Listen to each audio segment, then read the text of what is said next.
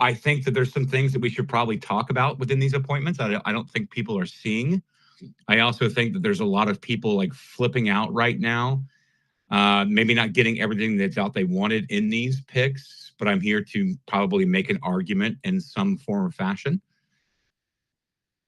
And Elon Musk, as of 15 minutes ago, announcing the statement between he and Vivek Ramaswamy on Doge, the Department of Government Efficiency. I'm here for it. So we've got a lot to talk about. We're going to talk about John Radcliffe. We're going to talk about Kristi Noem. We're going to talk about this Department of Government Efficiency. We're going to talk about Lee Zeldin. We're going to talk about basically all the appointments up into this point, Elise Stefanik, and some lesser knowns that I don't know. I see that Harry Sisson's having a meltdown over the Department of Government Efficiency because Elon Musk is posting it because he's just some weak individual who's no longer being funded by DNC-funded PACs. Go figure, Harry J. Sisson. So we get a lot to talk about. Seth, happy 1 week removed from the Happy Freedom Week anniversary. Hello, happy Freedom Week anniversary. Yes. How are you? I am fantastic, Aaron. I am here for it when all of my alerts are going off. I see another statement from the boss. Yo, I am unhinged happy over here. Yeah, that is for sure. We won't go into the details. You know them, and you are all that know them. But hello. Hello. Unhinged happy. And I have this sense of like bet. So we'll see. Let's go. Even Clint Russell, matter of fact, here, let me message Clint. I'll see if I can get him in here. I would like to hear the libertarians, the outspoken, intelligent libertarians, Clint Russell, Dave Smith. I'd like to see what they have to say about this. Matter of fact, here, I'm going to message him. See if I can get him in here. Do it. Dude, I want to hear your thoughts. All right, let's see if I can get Clint in here. Message sent. Just message Dave to come through. Yeah, no, I just did. I just messaged Clint Russell and Dave Smith. So I want to hear what they got to say. Because Dave's going to come in here bitching hardcore. Hardcore about Marco Rubio. So I want to hear what Dave's got to say about that too. Because I saw him on Twitter losing his shit. So we'll see. But yeah, let's talk about the appointments. Is that what we're going to talk about here? Well, I guess maybe we should talk about. I guess maybe we should talk about the Senate leadership thing.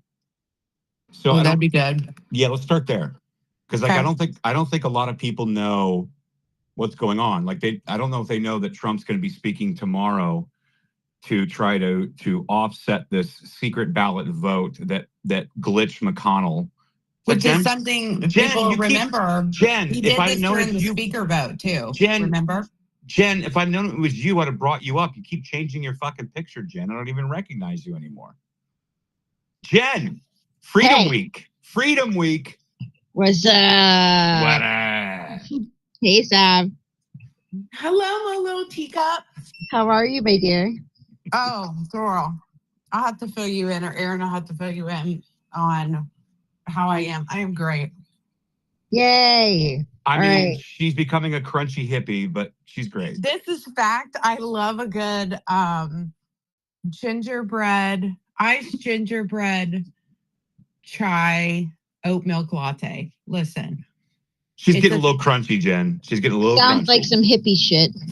Oh my God, it's the best hippie shit. I even meal prepped today, went to the gym, went to the tanning bed. My first round of interviews for the transition team.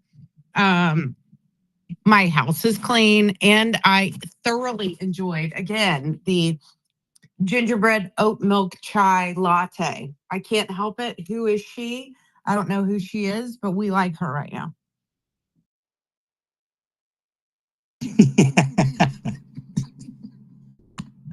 What? And then I did other things, but I'm too embarrassed to say that space, so I'll have to call you tomorrow. Well, you're gonna be like, "What the hell, girl?" She sure isn't thirsty. No. That's more than I No. can say for thirsty little Marco Robot Rubio. He needs to go. That was a flawless transition, Jen. I love it.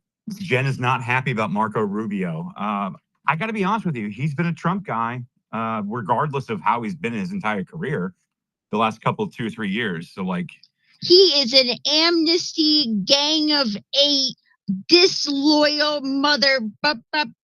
Like, no. I don't even know why. Like, little Marco needs to go back to being little Marco.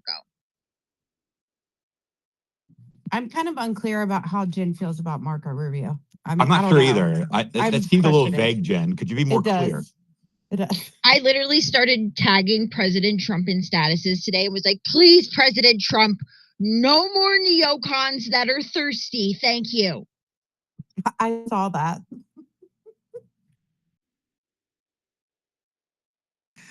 Yeah. So we're going to talk about the appointments. I think we should talk about the fact that Trump has said, like, no, we're not doing any secret ballots. I'm going to show up tomorrow and give a speech. I have a public mandate. The people have spoken, and the reason you have a majority in the Senate, the reason you have a majority in the House, and that we have the presidency is because the people have spoken. So you're going to do what we tell you, not what you want to do. As business as usual, because it is not Glitch McConnell, and you're way out the door, you can get fucked. Like, you're not part of this. I think that's what's happening tomorrow, so we'll see. Wait, so what was this thing I saw about John Adams? Well, no, like, this is something I was talking about yesterday. Like, DeSantis could, in fact, appoint Lieutenant Governor Nunes. She's been there for some time. She then can become governor, and she can then appoint him to the existing Senate seat that Marco Rubio left by moving on to. No, so what I meant, so I read this thing earlier, right? And it said, oh, well, if the Senate starts getting out of line, that JD Vance could come back and head the Senate like John Adams did. So he could, so he could at any time, meaning that if that seat is filled, he could then pull that John Adams move as JD Vance, as the leader of the Senate, the president of the Senate, like the vice president is the president of the Senate. And so he does have those abilities and powers to do so, to keep it in check should it get out of line post appointment. I think that's what you're saying. It's kind of a blend of the things that I was talking about and what you're talking about here.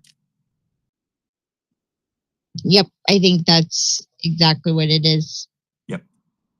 By the way, Sav, isn't John Adams in your family tree? Isn't that in your lineage? Yes, I am of the John Adams bloodline. I sure am. So, patriot savvy is really a thing.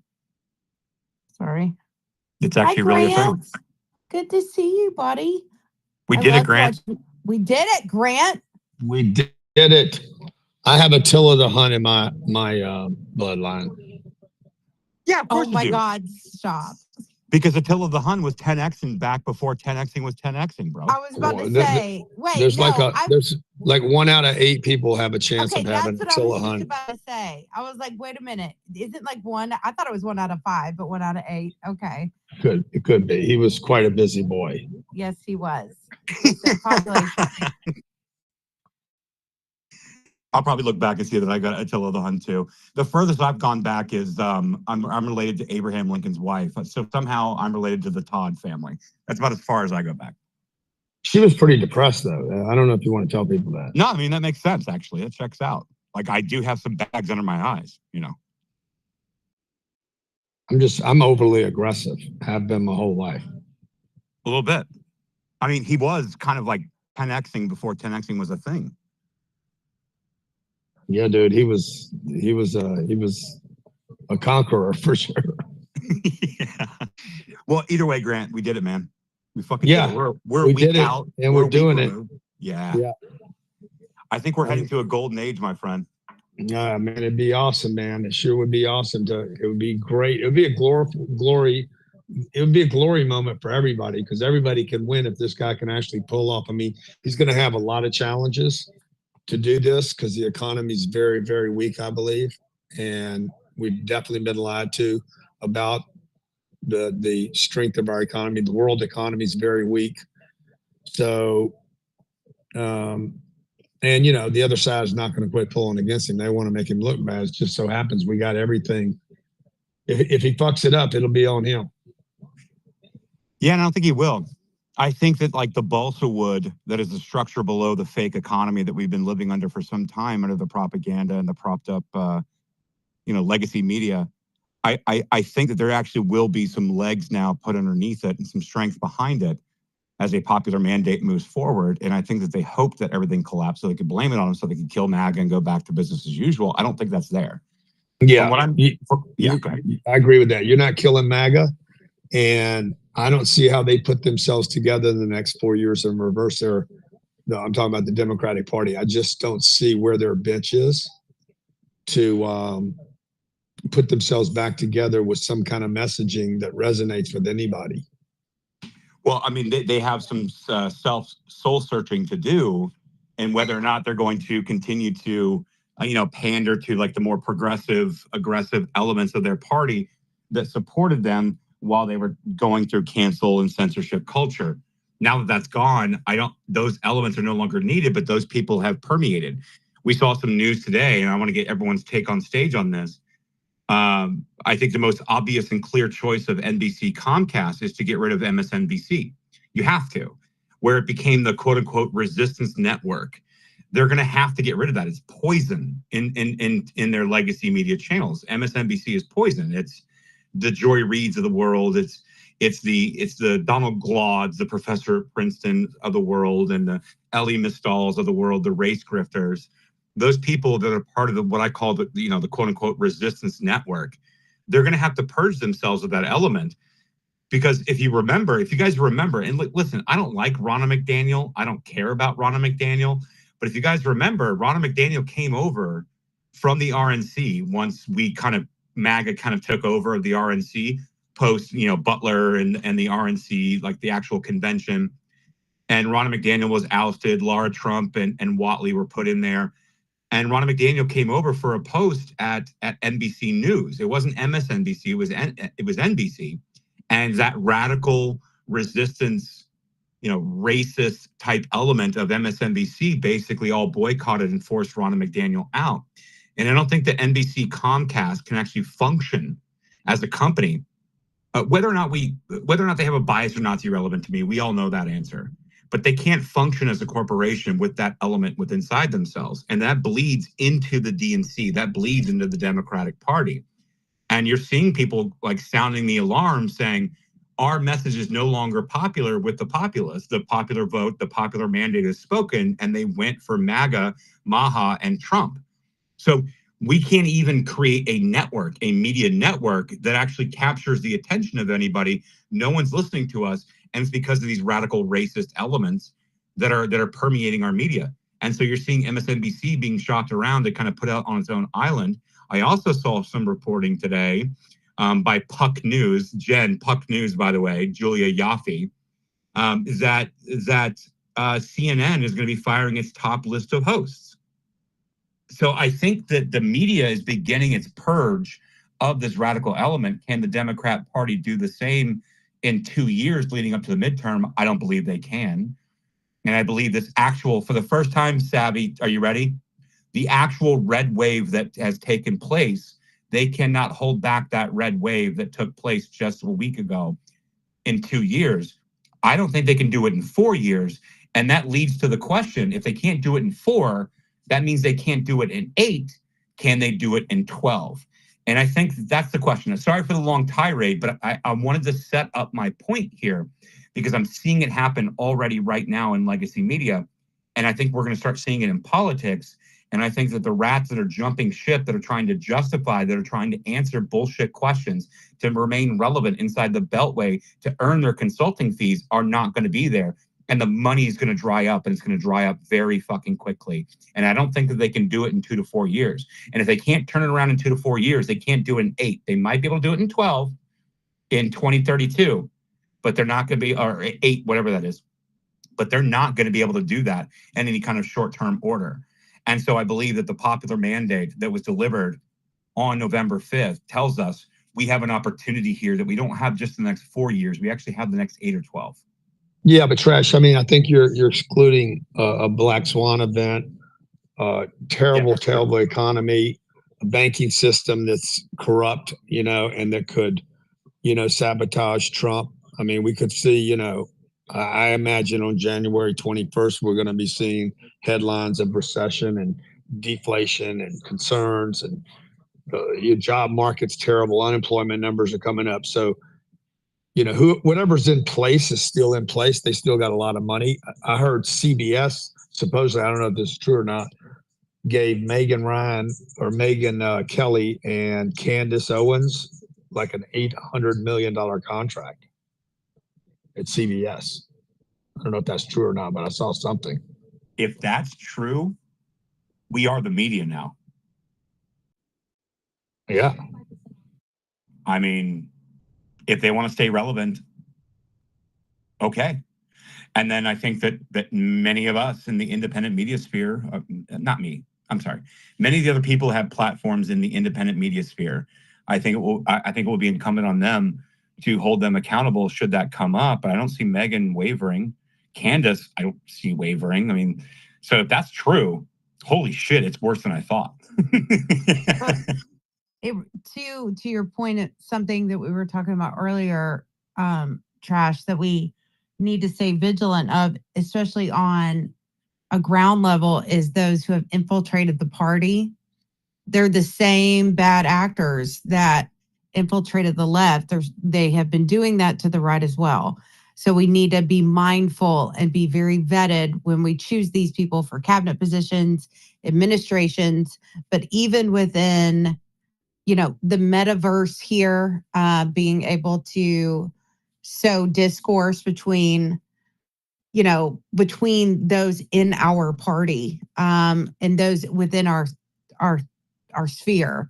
That is a very real thing. I know you experienced some today, but this is something that has been going on literally for decades, since the 1950s with the U.S. Communist Party. That was their plan, is to infiltrate both major parties for upheaval to push a socialist or communist agenda. And we've got to be very, very diligent and discerning moving forward, not just with us, but also within, appointments. Sorry. Yeah, no, that's absolutely correct. That did happen today. So Millie and I, we were in a space, and this lady jumped up. She was in all kinds of these, Republican right-wing private Facebook groups, and she's talking about standing in solidarity and using all this Marxist language. And I'm like, hey, what is that? What are you talking about? Like, what do you mean? We're not standing in solidarity with anybody. There's no collectivist language that belongs over here. That's not what we're doing. And they have infiltrated and they have activated, because again, people are blaming the Democrat Party. Sure, I blame the Democrat Party for a lot of things. But like the blue dog moderate Democrats were completely taken over by progressives and communists. But those same communists are now infiltrating the right-wing groups, and they've done it for some time, and they're now activating. I'm getting it. My DMs, my text messages, my phone calls, the last day. People are calling me, listen to this person. Can you hear this? I'm like, yeah, it makes sense. They were doing that shit on the left for like the last 20 years. Now they're coming over on the right. It's happening because these people are a cancer. They are not political. They are a cancer. They don't align with Democrats or Republicans. They are cancerous to a party, period. And head on a swivel, I think that people like James Lindsay was accurately pointing it out. The woke right is rising, and I think that we need to be paying attention to it. So, no, Savvy, I think you're 100% correct. Jen, go ahead, of course. Thanks, Josh. No, I just want to say, a lot of times people will purposely plant stories in the media, right? And put out tweets of people that they would like to see in positions, or even people themselves want to be in positions, right? And they'll purposely put those things out to gauge public support and opinion, right? So unless you see a press release from President Trump, if you see somebody bad, and Marco Rubio, you should definitely be out there posting and voicing your opinions on those people, because unless it's coming directly from President Trump, you don't know the source of why those people's names are even being floated. So holding people accountable and making your voices heard, especially in this process, is important, and not just to take everything at face value, but B, also be part of the process. Like, people are watching Twitter, people are gauging what is going on, and people voicing their opinions is really important. Yeah. So Jen, if you go back on my profile, I would say, if you guys remember that list that was supposedly leaked by a Senate staffer the night before, I was on a space. I think I was Sab. What space was I on? Was I on? I can't remember whose space I was on, and they asked me. I think it was on Chris Moreno's space, and they asked me to react to the list. Yeah. Yeah, and I was like, that list doesn't check out. And the very next day, Jake Sherman, who's not a Republican, he's actually, I'm pretty sure Jake Sherman's like a lifelong inside Beltway Democrat guy, but he does report down the middle from Punchbowl News. He actually had a list put together after his team had reached out to staffers of all the senators to get a gauge of where everybody was at in the Senate leadership race. But that list that was put out the night before, I was going over it really quickly while I was on the space when I was asked on the spot. And I'm like, well, Chuck Grassley going for John Cornyn, like, none of that makes sense to me at all. Like, that does not make sense. Like, the math ain't mathin'. You guys can go find this on my profile. I talked about this. I think, what did I say? I said, I don't think the list is real. And this was 2 nights prior to that. And I said, I don't think that list is real. Let me see if I can find it. Okay. I don't think, X, please quit jumping around. I don't think the list is real. I think we're in a PR game right now. Stay focused, stay the course, and don't get distracted. Many moving parts as the establishment Republican coalition dies. Grassley was the tell, the math ain't mathing. And I did that, 2 days ago when I was asked that question. And Jen, to your point, is a PR spin. Let's test the waters. Let's tease out some names. Let's tease out some things, and let's see how the public reacts to it as we mount a PR campaign to get behind and push behind people. And it turns out I was absolutely correct, because the following day, Jake Sherman, again, I would like to remind people, is no Republican MAGA guy, that his team had actually reached out to all the Senate staffers and put out a list. And I've got it right here. This was the next day, surprisingly. And he said, let's see what the list actually was. Where did it go? Okay, here it is. So actual endorsements for, Thune was Steve Daines, Mike Rounds, and Mark Wayne Mullen. Mark Wayne Mullen out of Oklahoma, we all know that. We know that John Cornyn made a deal with Josh Hawley. That's actually a real endorsement, because I know about the deal that was made. But for Scott was Ron Johnson, Rand Paul, Marco Rubio, Bill Hagerty, and Tommy Tuberville. Yep, all those check out for Rick Scott. And then no endorsement announced was the rest of the Senate, which makes even more sense to me. But there was a PR campaign and a PR push the night before to float a bunch of names to see if that list made sense, so we could actually get some kind of ground support while we took an anonymous vote behind the scenes that Mitch McConnell was leading, that Glitch was leading on his way out the door to try to maintain power, much like he did in the race in 2024, that he should have put money in the Senate races, and he should have done. The same way that he did in Alaska for Lisa Murkowski when she was up against another Republican in ranked choice voting in Alaska to maintain power, versus actually putting money into America First Senate candidate and representative candidate spots that were actually being challenged, that would have given us majorities. That Mitch McConnell would rather maintain power as a Senate minority leader versus actually having to go up to a vote for a Senate majority leader. And this is what Mitch McConnell did. And this is what he's trying to do right now. And that's why I find it great that Donald Trump is going to be speaking in front of the Senate tomorrow morning, prior to this fake vote being had and this PR battle that spun up 48 hours ago. It's kind of crazy, but I think that people should recognize what happened here. And Savvy knows this. We talked about it at great length. Jen, it sounds like you're hinting at exactly the same thing that we were talking about. That this was a PR move to float names and float scenarios to see what kind of public support they could drum up. But Jen, you got your hand up, so go ahead. Yeah, no, Trash, I just wanted to let you know I got to leave. Sorry, I got a phone call. I got to leave in 20 minutes. I have a space I have to do about the We Build the Wall stuff, which I put up in the nest about the charges against Steve Bannon that they are trying to bring, that they denied him moving his court date, even though he literally just got out of prison, hasn't been able to, be with his lawyers the past little while. So, like, the judge not allowing him to move his court date is absolute horseshit. So I just wanted to point people to that, if that's okay. Who's the judge, Jen? I don't know the new guy's name. I'll have to look it up right off the top of my head, because it was Mershon, but then when all of us freaking got angry and started screaming about it, they canceled Mershon and put somebody else on it.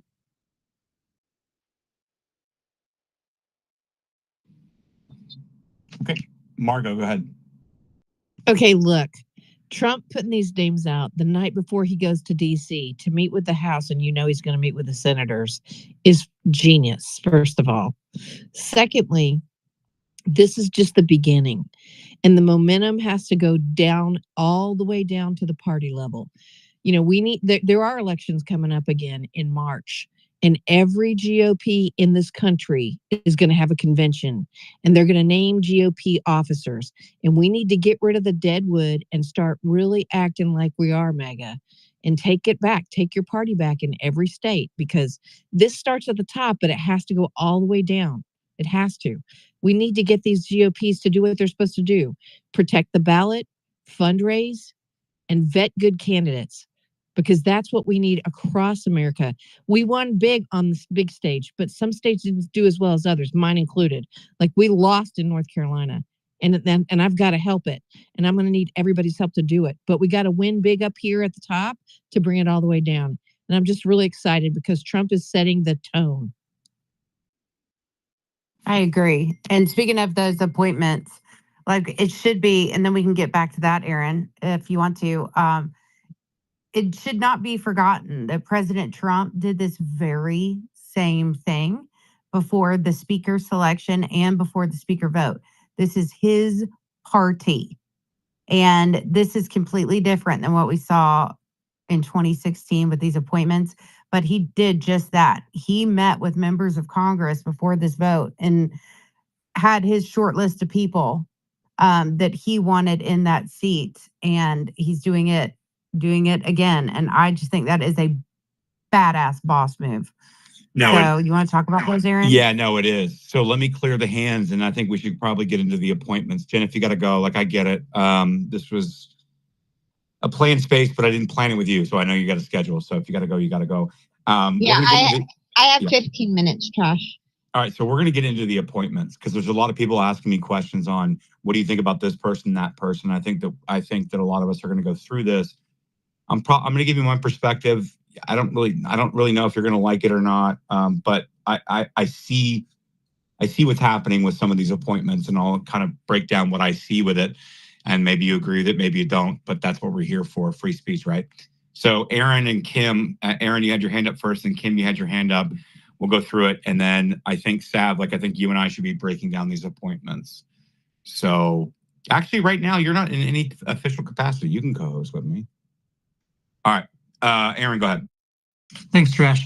Yeah, we kind of passed that already, but I would still like to point out the Black Swan event that Grant brought up. I'll keep this short. That, as you know, who's the guy?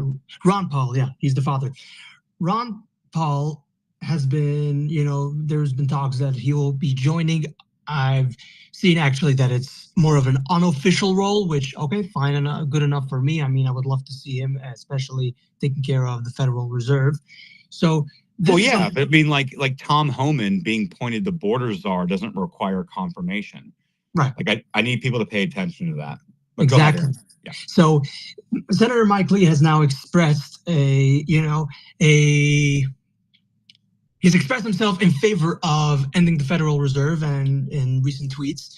And this seems to be the mood of the country now. Black Swan events, talking about that, we should remember the Black Swan event that attacked Andrew Jackson I know we're talking about 200 or 100 years ago, but this is also to keep in mind the head of the second bank of the United States in default, did not print out money. They deflated the currency, and that caused a lot of pain to the economy. And Jackson was, put in a very tight spot. So that was a black swan event back then. So since we're talking about right now ending the Fed, I don't know if it's going to happen. Okay, but nonetheless, we are talking about it. The mood swing is very powerful. I mean, he's gotten, I think, 24 million views on that post, and now everybody's excited about Ron Paul. His thing is ending the Fed. That is like his brand. So if we're talking about black swan events, that is something to keep an eye out for. What is the Fed going to do?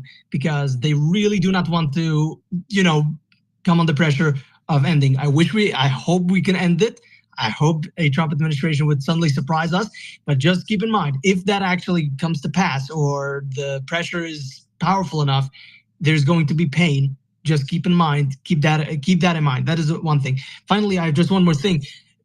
Since we're talking about who's going to be the Senate leader, Senator Mike Lee just posted this. I'm going to post it in the bubble. If you want to read it, you can read it. He hosted a forum for the GOP senators. He just posted this, so take a look. If this seems interesting to you, Trash, you can read it. If not, you can go to your to the appointments.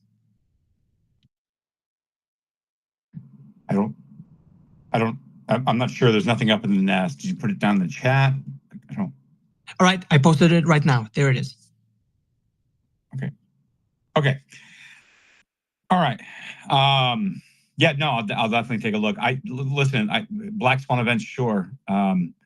People flipping switches and pulling levers and unplugging things on their way out the door seems to be natural and obvious to me.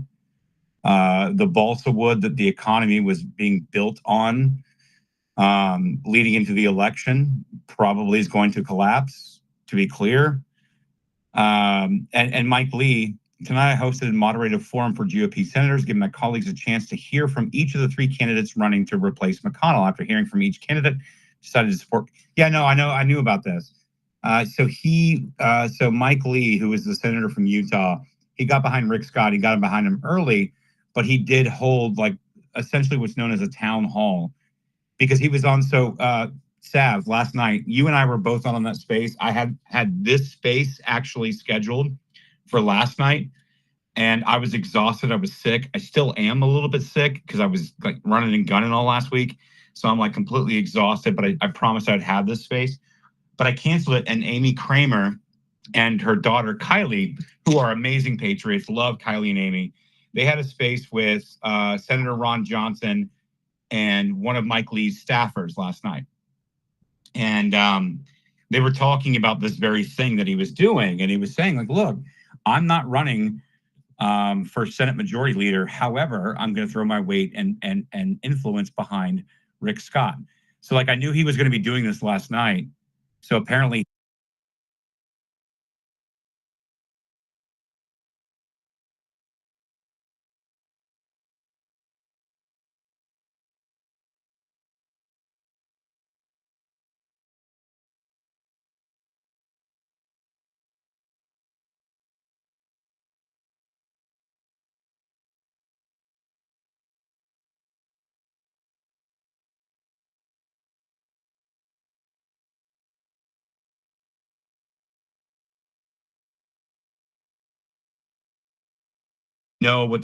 we know what the other two candidates represent, right? Neocons, war hawks, defense contractors. We know what that represents. Rick Scott, he may not have been perfect. Sure, you can probably pull up a clip or two about red flag laws, and we can go through all that nonsense. So we can go through all of it. It's fine. I understand that, and we can make those arguments. But the right people are getting behind Rick Scott. Therefore, I'll get behind him on this, because it's better than having Mitch McConnell in any kind of leadership role inside the Senate. So that's where I'm at. Right. Yeah, go ahead. Yeah, no, I agree with that. And I'm going to call everyone's attention. This is something I said in a space last week, was you're going to be hard pressed to find someone within the past 8 years that isn't Donald Trump that has 100% been with Donald Trump. that are serving in Congress right now. Okay. For example, the vice goat himself, JD Vance. Like, there were so many people that were anti JD because of past things that he had said, outwardly to media, on social media, whatever the case may be. Just like there are things that certain Congress members that now have appointments or, up for Senate Majority Leader that may not have always agreed with President Trump. But I am here to tell you, because I know Rick Scott personally, and he campaigned so hard for President Trump. He took these questions on the chin from voters within the state of Georgia. He has character, he has class, and he is loyal to President Trump, regardless of what has happened in the past, much like a JD Vance. And there are more of those that we could name. I mean, you could probably find something on somebody, but we need to keep that, you need to remember that Americans have very short memories when it comes to things like that. But he is here now. It's much like, I would hope that no one in this space would go into other spaces or use their platform, for a liberal who is a new, maybe voted for Trump and is new to the party, and say, well, too bad, fuck you, because of how you voted in, 2020. No, we don't do that.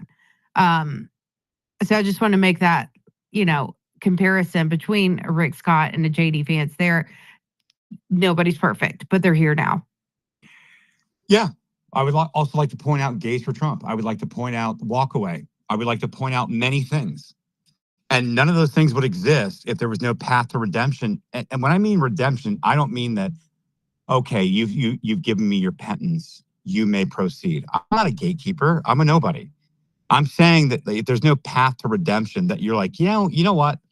It's kind of wrong about that. And let me be publicly vocal about why I was wrong about that. And then let me, with my actions, show you why I think differently. It's good enough for me. Isn't that the standard and the expectation of people that have on me, like my parents raised me with? Saying, it's not enough just to say you're sorry.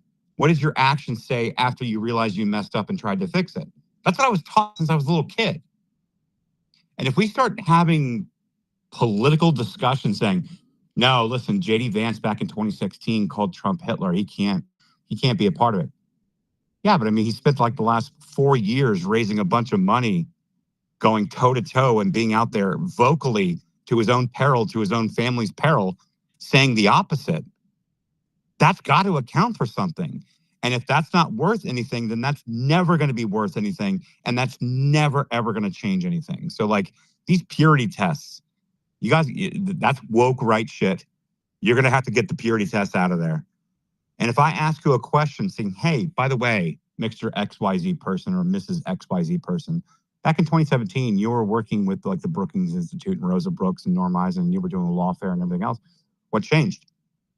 If you can't give me a good answer on that, then you're out. But like even Marco Rubio, which you like him or not, has given a good answer on. JD Vance gave a good answer on it. A lot of these people, and Rick Scott is giving good answers on these things. What the hell, man? Like I don't know. Good luck finding the purity test passers that pass through this. And I'm not here to make excuses for Trump or the administration. That's not what I'm here to do. Yeah, but Trash, there's one thing about Marco is he detests the grassroots, right? He is the epitome. Like he is just, ugh. It's not just one instance with Marco. No, I get that. I wasn't even shooting a shot at you. I was trying to avoid doing that, so I didn't get to that point. But I'm not sure the Secretary of State has anything to do with grassroots anyway.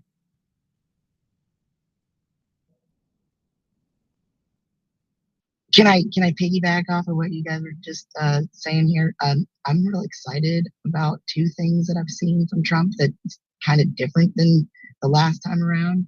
One is that he is putting out the information right away so that we're not, being tortured by all of this nonsense. And number two, that he is surrounding himself with people that aren't yes men. and that will tell him, no, don't do it this way because of this. Really smart people. And I love that. I feel like it shows that he has some humility. He learned his lessons and that he is ready to go and he is going to be unstoppable. So I'm here for it. Well, so he tried to do that in 2016. This is one of the things that I actually have a beef with Trump about, is that in 2016, when he took, or 2017 rather, he tried to surround himself with people that represented interests that were counterintuitive to what MAGA was. That was the support, this coalition, this big tent coalition that got behind Trump in 2016 that put him into office. He tried to include people who were antithetical, who were adversarial to Trump, to him himself, put them in positions, assuming that if they just understood and just saw the light, that they would then fall in line because the truth is obvious, it's logical, it makes sense. And it turned out that these people absolutely did not do that. Instead, they went absolutely haywire and worked against him his entire administration. He had to fire a bunch of people and all the things. I think this time he's just putting loyalists in there. Anybody that's been consistent on their loyalty, whether it's been the last year, the last 2 years, or the last 3 years, or the last 9 years, he's just now putting those people into spots. But we're going right. And if you listen to them and you watch their posts, that's exactly what they're saying. Not for even their position. They, that they may be being considered for. This is a time when resumes flood inboxes, and you have congressional members saying, if you don't have receipts of years of loyalty to President Trump, to America First, don't even bother sending them in. Because this is President Trump's party, and he will run it as such. He didn't do that necessarily, or didn't have the means to do it the first go round. But y'all, we are stacked and locked and loaded and ready to have loyalists, not just even to President Trump, but to the United States and to the United States Constitution. We haven't had that in either party in a very long time. Savvy, you just made me, like, I've been sitting here thinking about Pete being in charge of the DOD and who could fall under him.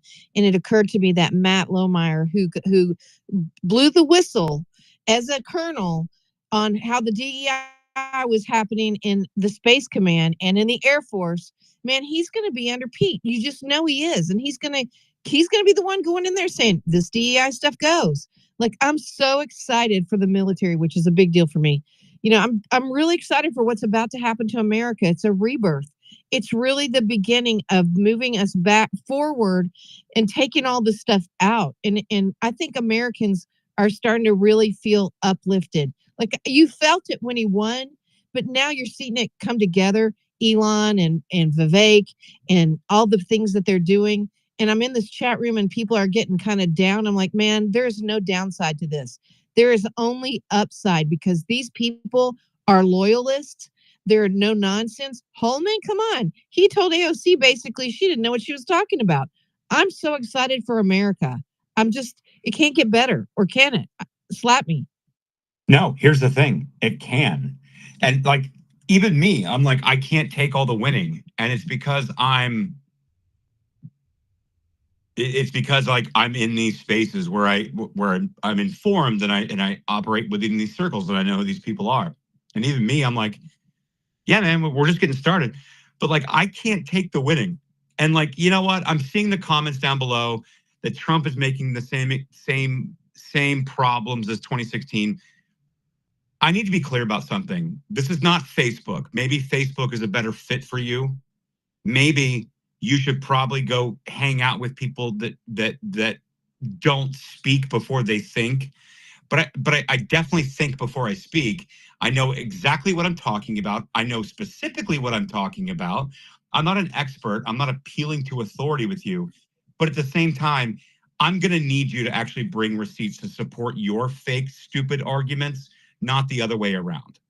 I've been doing that. I was just about to say that, because that irritates me. I'm like, in what world is he making the same mistakes? Because I want to hear from you. So go ahead and at me if you want. If I don't follow you, go ahead and at me. because I'm ready to eviscerate people because they are clearly misinformed as to what happened within President Trump's first administration. He did not have the liberties that he has now. He has totally different people surrounding him, but he also is so much more educated on those that are around him.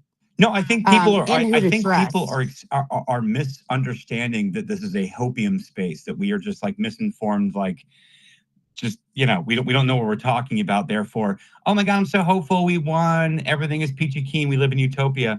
No. I've got 10 to 12 years of the next 10 to 12 years to try to clean this up. All we did was stop the bleeding. So I'm going to need you to like stop insulting my intelligence as if I don't know what we need to do.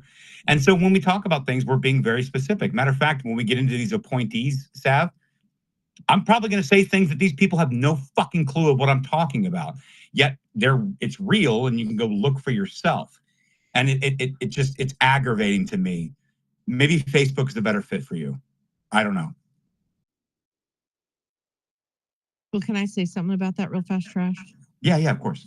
So listen, I just want to take us back to right after 2020 happened.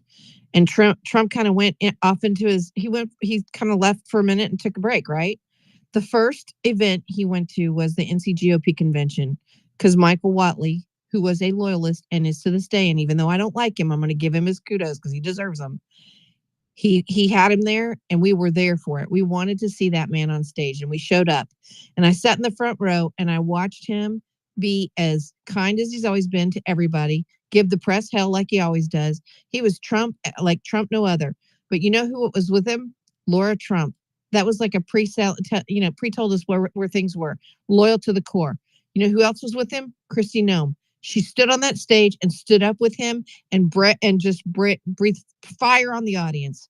You know, don't give up. This is not the end. She was there from the get-go. And I want to remind people of that because there's a lot of people that want to say bad things about her, and I'm just not going to let you. I don't give a damn that she's a farm girl. I don't care what happened. She stood with him in the very beginning. I was there. I watched it. I have pictures of it. I was there too. Matter of fact, I would like to bring up the fact that she was one of the only governors that was running a state that said no mask mandates and no jab mandates. As a matter of fact, if you want a job, if you've lost your job by taking a mandate, we've got companies here, come move to the Dakotas and we will take care of you. Kristi Noem was there 4 years ago. And for the record, also being a Southern farm girl, I've done the same thing with my beloved pets as well. You gotta put down a chicken killer. You gotta put it down. You put down chicken killer. So I just want to put that out there. I have done the same because once I get them as puppies, they are mine. They are my babies, and I don't want them anywhere else. If they have to cross that rainbow road, it's going to be with its mama. So get screwed, everyone that doesn't like Kristi Noem. Anyway, let's get to hands. And she was one of the only ones. While the Gretchen Whitmers of the world, the Jay Wolfs of the world, all of these Tim Waltz setting up a snitch line in Minnesota for people for their own good because they don't know that they can't go on their back patio without wearing a mask during COVID because it's the worst disease of all times known to man. And you can snitch on your neighbors for their own good, for their own education. Let's not forget the governors that stood up in the heat of not only like the race riots, not only of COVID, not only of all the tyranny that was being imposed by state governments, the governors that stood up. And that's why Kristi Noem got my support when her tell-all book, although was stupid as shit to point out that she was a real farm girl that knew how to make decisions by killing a chicken killer, although we all know what that means, and she probably should have put that down. You don't have to include in your book to prove to me that you can make executive decisions, but she did that. So I defended her. And people are like, yeah, but it looks bad. I don't really care what it looks like. We're done caring what it looks like. I'm done caring what the buffers of society says that, well, it doesn't look good. It's not politically expedient. The consultants can get fucked. Inside the Beltway can get fucked. Your lives are now over. We no longer care what your influence is. I don't care what your PR plan tells me you need to do. And that's why I support Kristi Noem. So whether she's DHS or Department of Agriculture or whatever the hell she's doing, she's earned a position within there because she has been loyal. But she wasn't just loyal to Trump. Let me be clear about something. She was loyal to America, and she was a real person. So she deserves a spot in the administration. I don't really give a shit whether it's DHS or not. We're going to wind down and redisperse DHS anyway. And we're going to talk about that. All right, Evie. Evie, good to see you. We haven't talked to you forever. How are you, my friend? But hello to everybody in here. And I want to say, I am so happy. I can't believe we made it. I mean, we've been on those spaces, God knows for how long, and all the stress and, the depression after 2020 that was clearly stolen. There's no one that can change my mind or anybody's mind. So this was an amazing victory. And I keep saying that right now it feels like Hanukkah. Every day there is a gift coming. And regarding Kristi Noem, I agree to a point. It was a little stupid to say publicly when you have a political career, and she was going strong. She was being considered as a VP as well. So you could have done without saying it. It's like, I understand that she did it. She had to do it. And everybody understands it. I understand. I live in New York City completely. I get it. But it was stupid of her of getting it out there, and especially whoever was consulting her shouldn't have been on that book. Like, you have enough time. Yeah. Right. Like, it was like, Evie, I don't want to cut you off. I want you to land. No, but I agree with you. What she said was accurate and should have been done. Also, maybe not include it as a politician, as an executive politician. Maybe not include it in the book to show that you can make executive decisions. Maybe there's other examples other than I shot a chicken killer on my farm. You know what I mean? Yeah, but you know what? I don't see an issue because she has been a governor and she did an excellent job. America fell in love with her at the same time that we were loving DeSantis for reasons we all know. She did the right thing during COVID, and that took some bolts. Meanwhile, Trump was telling everybody to kind of we're going to stay in lockdown for 2 weeks or 3 weeks. So, she's got a political character. She has positioned herself politically. And I think, Trash, you mentioned this. It's not just about being loyal to Trump. And here is because many of you know that I have an ongoing fight right now for one of the positions, and I'm not going to give up, and I don't give a damn who's against me or who's, and you're going to get it. You're going to get it. I know you'll get it. You don't understand what I've done. Like, if you think that I'm doing anything by speaking up on Twitter is nothing what I've done behind closed doors. But let me tell you something, guys. It's very important. It's not just important to be loyal to Trump and for people to go out there and just push the narrative of Trump, okay?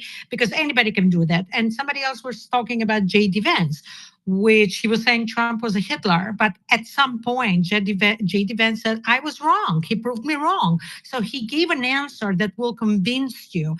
I'm still upset at him about the cat lady story, just because I've had trouble conceiving, and I went through IVF and I got cancer, as a matter of fact, from the IVF. So it hit me very hard. And that was the reason why I got divorced, because I had so many health issues due to the pregnancy that we were trying for a very long time. So to me personally, it pissed me off tremendously, but that's okay. I mean, it's completely gone. I forgot about that. But then you have other people that have said the same things about Trump, never apologized, okay? And they are being considered by Trump right now. But I think J.D. Vance is way more America first than the rest of these guys are. And I've known these other guys myself. And this is not just about being loyal to Trump so they can get a position. It's about being loyal to Trump for his principles, for where he is taking America and wants to take America, especially after what we went through the past 4 years, which I know Trump with Elon Musk on top of Trump, it's going to make America is going to be really great in the next 4 years.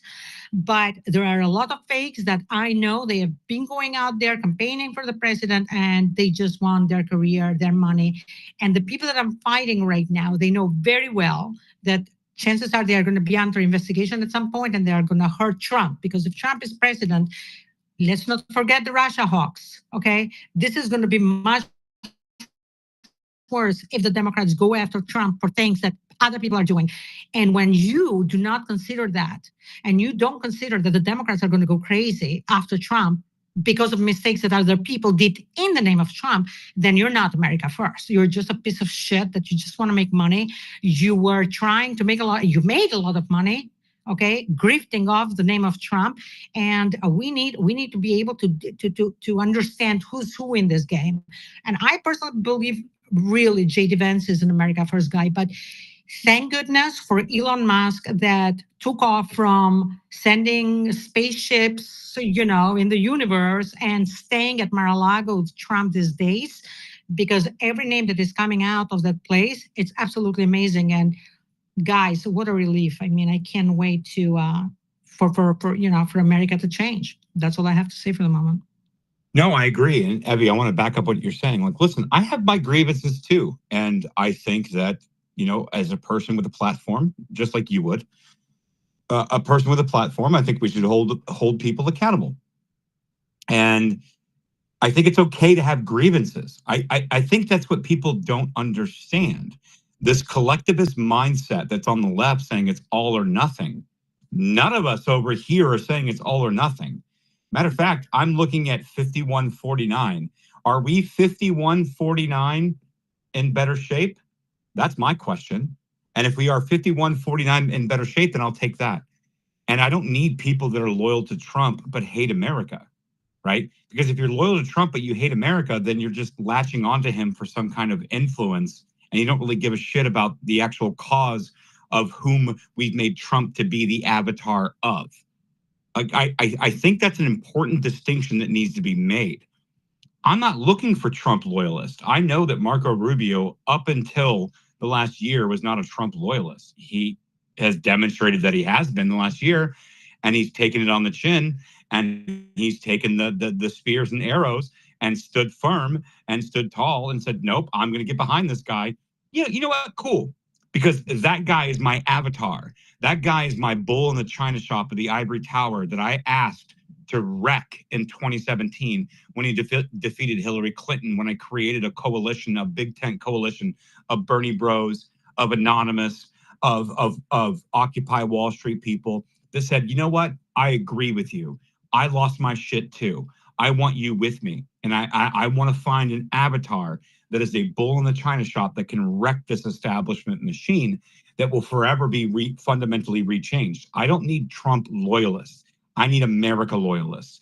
And if you happen to be joining Trump in the last 6 months to the year, and you have a proven track record of doing so, then I want to go with you.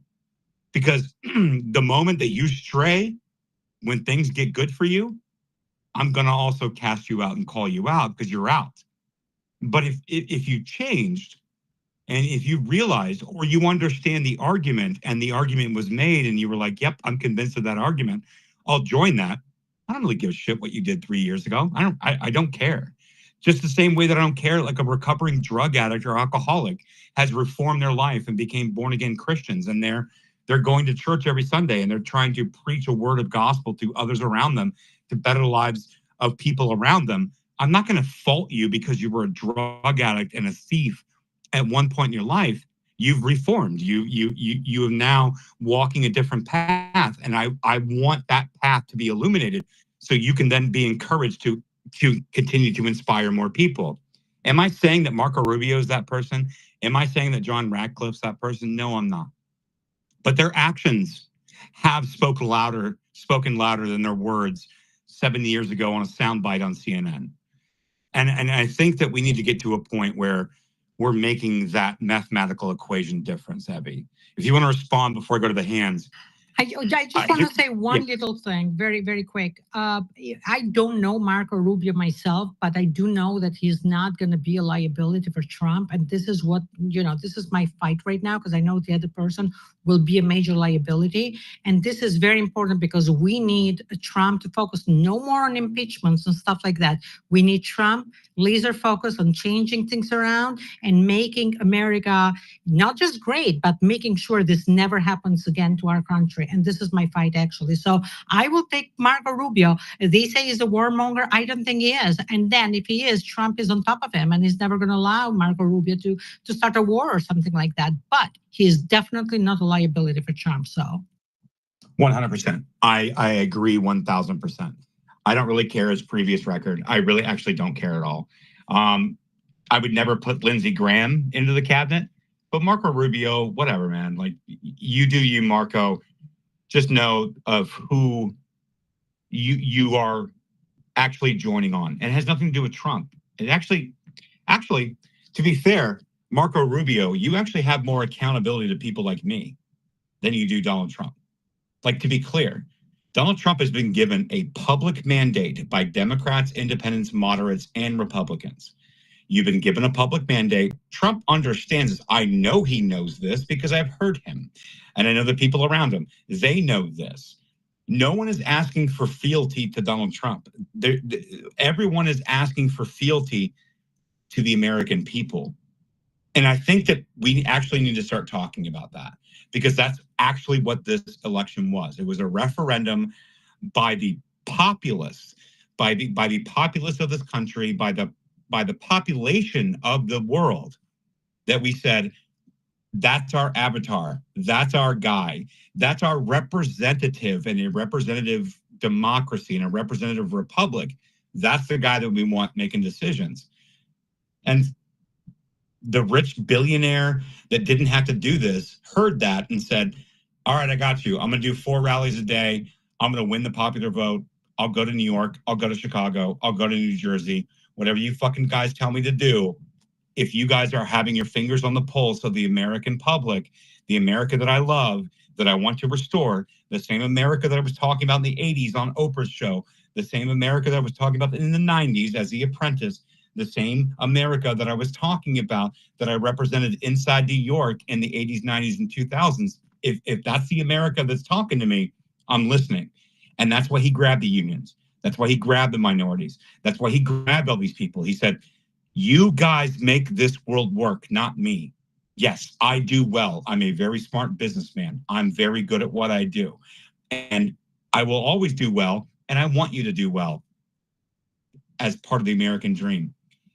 But we're not pledging fealty to Donald Trump.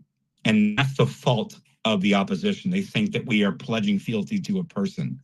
We're pledging fealty to an idea. And Donald Trump got that message. And that's why I love that man. Because he got the message. It wasn't about him. It was about the message. And he was the messenger that can deliver us. And that big, beautiful chart, when he turned his head and that bullet whizzed by and hit his ear, and he believed in God for the first time. I've never heard Donald Trump talk about God ever since Butler, Pennsylvania. I've never heard it prior to that. He understood. And that's the mandate. That's the mandate that Tucker Carlson's talking about. That's the mandate that Vivek Ramaswamy's talking about. That's the mandate that Joe Rogan's talking about, that Dave Smith of the Libertarian Party's talking about. That's the mandate of everyone in this country that wanted a voice. And he gave it to him. He said, I'll be your voice. I'm not pledging fealty to Donald Trump. Yeah, let's not discount the fact that not only was it a mandate put on President Trump by the American people, but the American people know who is in current positions within the current administration and knew that those appointees would be different. And with that, it's also a notice to all of these appointees that they are on notice. They know that we are watching. We voted for Donald Trump and for his incoming administration and who he chose. And those people are too now mandated by the American people. So they are, immediately put on notice that we are watching them, and we will continue to watch them. And then we will call them out or call for their removal if they don't stick to what the American people want. And we will also celebrate them when they're elevated to those positions. Yes. And I think that we need to do that. And so, Sab, before I get to the hands, I see everybody up here. I see the hands. Should we run through the list and congratulate everybody that were appointed to positions? I think we should celebrate that a little bit. I think we should. Let's give them their flowers. Let's give them their flowers. Absolutely. So and I would like to talk about Susie Wiles first. I would too. She is sort of my boss. Well, not because she's your boss, but you know my feelings on Susie, actually. Yes. Now, this woman has been, she was appointed the first female chief of staff first of all, kudos. She's also been with President Trump since the very beginning. She's another one where you could possibly find something you don't necessarily align with or like, aka Big Pharma, but she was a very, very big part of each of the first administration, the second run, and now this incredible win that we have had as of a week ago today. And she deserves this. She is a bulldog. So I am so incredibly happy and excited for Susie. And I know for a fact that she is about to do some great things with President Trump. She's about to, like, listen, go back and watch House of Cards. Go back and watch any palace intrigue movie. I watched Amadeus last night. If you guys have not seen Amadeus, I recommend it. It's Mozart. Go watch it though, because it was politics inside Vienna and how cutthroat the politics in Vienna were during the time of Mozart. You should go watch it. It's highly important. I think that anyone have never seen Amadeus, you should probably watch. It's my favorite movie of all time, and I watched it again last night. And it reminds me of Susie Wiles a little bit, not the movie directly, but the fact that she was down with Trump since 2021, and she went through all the palace intrigue. She was, previous DeSantis campaign, and there's all the bad blood there, so on and so forth. But what did Susie Wiles do when the getting got tough? She didn't back away. She didn't get squishy in her spine. She doubled down. She said, nope, Trump's my guy. And if he's going to go to prison through all this, then I'm going to go to prison with him as a insurrectionist or whatever faked up, trumped up charge is going to be. If he's going to get charged, I'm doubling down. And Susie Wiles, as one of the lead campaign managers for Trump campaign post 2021, was there the entire time. And anytime it got hard, she doubled down. That woman leaned in when it got hard while the rest of the weak rats fled the ship. She leaned in and she ran a campaign. I remember, Savvy, I was talking to you back in 2021, 22. I'm like, I have never seen a campaign prior to an actual campaign being announced ever be run like this. This is something spectacular. And we were a well-oiled machine. Prior to even running, prior to even announcing. Yeah.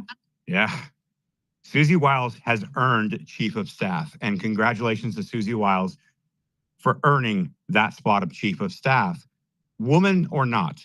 Yes, of course, we can DEI virtue signal saying it's the first woman ever being appointed chief of staff. Fine, you can do that. But Susie Wiles was capable. She doubled down, and in the face of adversity, of lawfare, of all the dangerous, disgusting people like Norm Eisen and Jack Smith and all these people and Mark Elias and all these rabid, disgusting inside the Beltway people, when they came after Trump, she doubled down. She said, you know what? If you go down, I go down, and I'll go down with you, but I'm doubling down every time they come after you. She earned that chief of staff. Shout out to Susie Wiles. Congratulations. Great job, Susie. Fucking fantastic campaign. Great job, Susie. That's my take on Susie Wiles. She earned it. Even if I had criticisms when I wasn't quite sure of where the campaign was going 6-8 months ago, I'm pretty sure that was Lost Vida. But Susie, shout out to you. Great job. And I mean that. I think that those roses are deserving of Susie, right, Sav? I think that Susie deserves those roses. Oh, very much she does. Very, I'm very happy with that pick. Shocking. I'm actually shocked. Yes. She even I am not. Let me tell you. And when you say that woman is she's been in the trenches, every rally, if you know what she looks like, she's right there, just right by his side. And she checks in on, let me tell you, on July 14th, the day after, she is the one that called a nationwide campaign all call. And what she said during that call was so incredible. And she really was laser focused on, much like, I mean, this is hard to make well, it's not hard to make a comparison because I did the same thing. As soon as he was shot, I immediately went to, okay, how am I going to keep this campaign on, keep it going, keep positive, breathe life. That's exactly what she did on a national scale when she called this all call the day after. And it was incredible how she was able to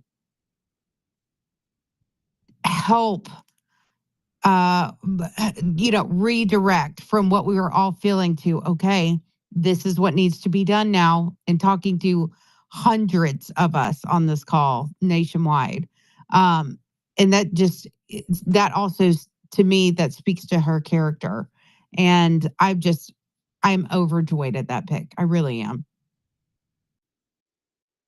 No, I think she earned it. And also, I'm trying to illustrate and actually explain to people how a man or a woman would have earned that. Just to happen to be that she's like a nice, gray-haired, well put together Southern lady, that is Susie Wiles, that also was like an absolute tomahawk. She was like a blade in the boot person who ran one of the best campaigns that anyone has ever seen in their entire lives. You can't even compare 1984 Reagan. You can't. And here's why you can't. Because there was only the big three at that time. There was not social media. There was not individual social groups like Signal and different group chats and WhatsApp and all these different social media things that she had to contend with. That woman ran a campaign that I'm hoping no one will ever see or have to see ever again. But in the moment, Susie Wiles ran a campaign that should be talked about in history long after I'm gone. And yes, she ran the campaign in 2016.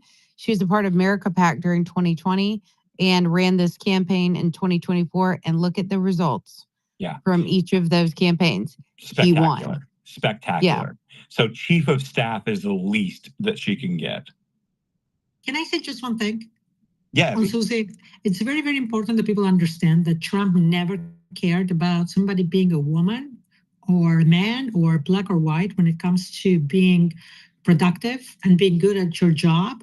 And if anything, if you see Trump constantly has really strong women around himself, because, I'm still pissed at what Mark Cuban said about the women around Trump. But like the fact that Susie is the first chief of staff, it just shows that Trump does not see gender. He sees only the results and how good you are in your job. 100%. And she was so good. I can say he was so good. It doesn't matter to me whether it's a woman or not. It just happens to be a woman. Just happens to be a fair-skinned, well put together, silver-haired woman. But she's also goddamn good at what she does. She's very competent. And so chief of staff, again, is almost an insult of how well she did. And so Susie Wiles getting chief of staff, whether it's Jason Wiles or Susie Wiles, it's irrelevant to me. She was that good. Impressive. I couldn't have done what she did. Now, granted, give me some education, give me 5-6 years of being in the trenches with these people. I probably could do that. But Susie Wiles was everything. She deserves chief of staff. She earned it. Not because she's a woman, because she was competent. Very competent. I honestly, I think that she's probably going to go down as one of the most underrated people in this thing. And I think Savvy's also going to be that person. But whatever. Oh, that was sweet. Thank you. I'm not wrong. You know it. Yeah, you're not wrong. Yeah, that's what I thought. Hello, Pittsburgh. All right. So that's our first appointment. Should we get to the hands and then get to the next appointments? No, I think we go and we discuss borders are because hashtag I'm real excited about that one. Oh, you want me to talk about Tom Homan? Go off. Go off. You want me to talk about Tom? I know Tom personally. I've had drinks with the guy. I know Homan. Oh, my heart. Oh, Tom Homan. Okay. Roll it out, Savvy, and then we'll get to the hands. Oh, sorry. Yeah, Tom Homan, our newly appointed border czar. What a complete and utter bulldog he is. I have gotten the chance to meet him as well. I'm sure some of you have seen him at rallies. He is the one that completely eviscerated AOC during a committee hearing. What an incredible man. What an incredible patriot.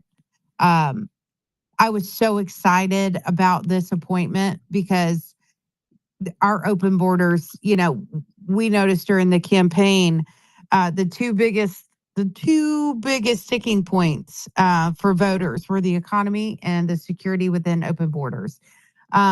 Knowing that man is ready, willing, and raring to go, you know, to put our closed borders, you know, that plan in action. And if you don't know what that plan is, you can go to donaldjtrump.com/agenda 47. It's all laid out there.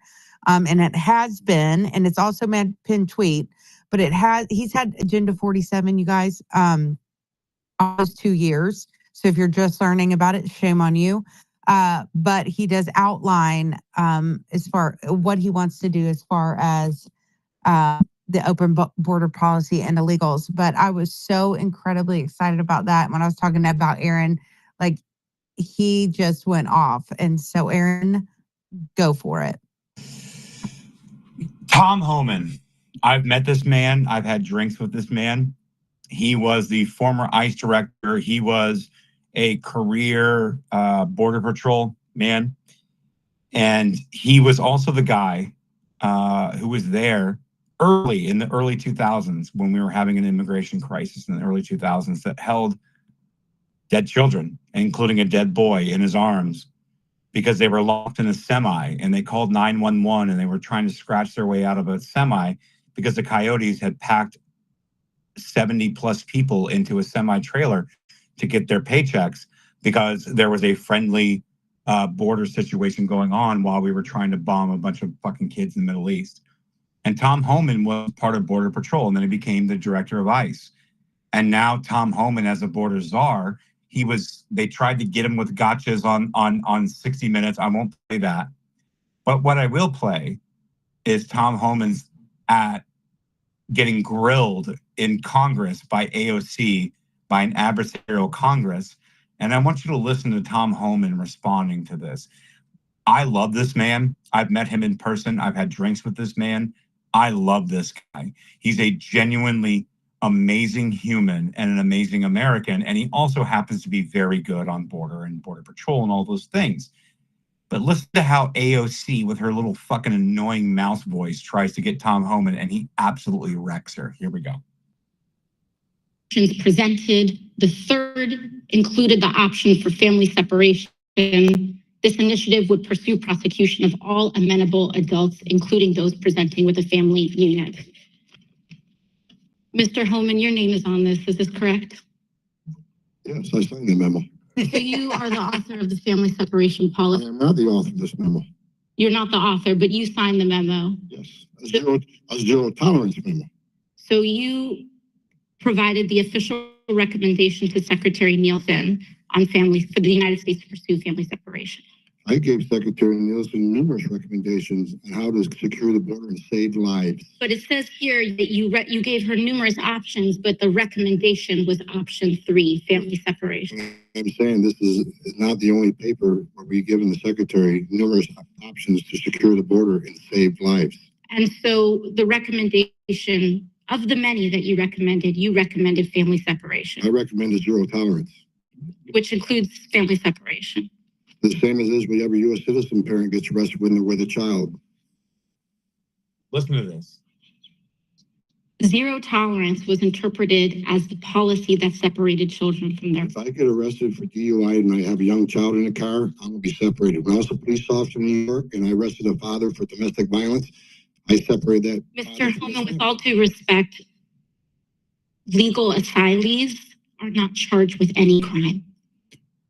When you're in the country illegally is violation 8 United States Code 1325. Seeking asylum is legal. If you want to seek asylum, you go through the port of entry, do it the legal way. The Attorney General of the United States has made that clear. Okay. Mr. Chair, the memo That is okay kills me every time. Okay. So good. It's so good. No, like, listen, like that's Tom Homan. And the reason he was given border czar and not a cabinet post, so he didn't have to be confirmed, because there's no way under a 53, possibly 54 Senate majority would have to confirm him. You don't have to. He's border czar. You're screwed. And this guy went on 60 Minutes like a month ago or 2 months ago, and they tried to get him with gotchas. And he said, and they asked him, they said, well, Mr. Homan, how would you handle families where you have illegal? I'll see you when you come back. Sav's going to take a campaign call. Mr. Homan, how would you handle these families that will be broken apart based on these deportation policies? He said, I'll handle it easily. And they said, how? Well, I mean, families can be deported. I'm not here to make anyone's family tough, but we're not going to play this emotional heartstring game. And when he schooled AOC at this congressional hearing years ago, this was not recent, this was years ago. And Tom Homan held dead children in his arms as a Border Patrol agent through unfettered border policy, administration policy. Yeah, I think he's got somewhere to speak. So, all right, let me get to the hands, and then I'll replay a lot of this because I've got a lot of this. So, Jennifer, go ahead, and then Commander and tweet. Hey, because I lived in South Dakota, for 6 years when Kristi Noem was running for governor. I'll have to say this. At first, I did not support her. I supported someone else, but then I met her in person. And the thing that struck me different about her, and it still strikes me today, is that there were several bills that the Republicans and Democrats had in South Dakota, and they were putting up, with issues about children. And at the end of the day, and you know what that was about. And at the end of the day, she said, you know what? And she told me this because I go, why did you vote that way? And she goes, because I don't want to be in between parents and the kids making choices. And that has stuck with me now for at least 5 or 6 years. And so that's why I supported her in her last election. Sorry about the dog, the dog thing. But at the end of the day, she saved her family's ranch. Her dad died tragically on the land. She was going to lose it. And she figured out a way to save her family. And that's, to me, very admirable. And so every interaction that I've had with her, including being snuck into the secret part of South Dakota governor's private quarters. Oh, wait, y'all don't say anything, please. Which she got in trouble for. Anyway, she is what she is what I can tell you. And she's not gonna, stray off this way or that way. She just is what she is.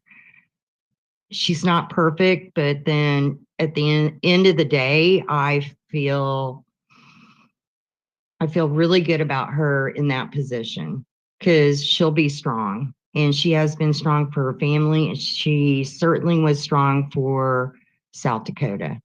And that's my piece. Thank you. Well, I think that I'll say this now for people that are listening that may not understand this, Jennifer. I don't think that a lot of people understand the Chinese nationals that are coming through the northern border into the Dakotas, that are buying up farmland, that are buying up land near military bases, that are actually creating these problems, that are Chinese nationals that are basically funded by the CCP, that are coming into the Dakotas that she's dealt with.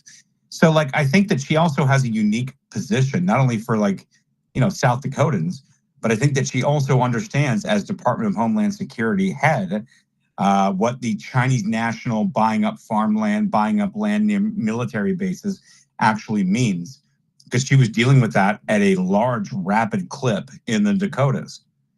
I'm not sure that I can go any further, because I don't think that people know what this is.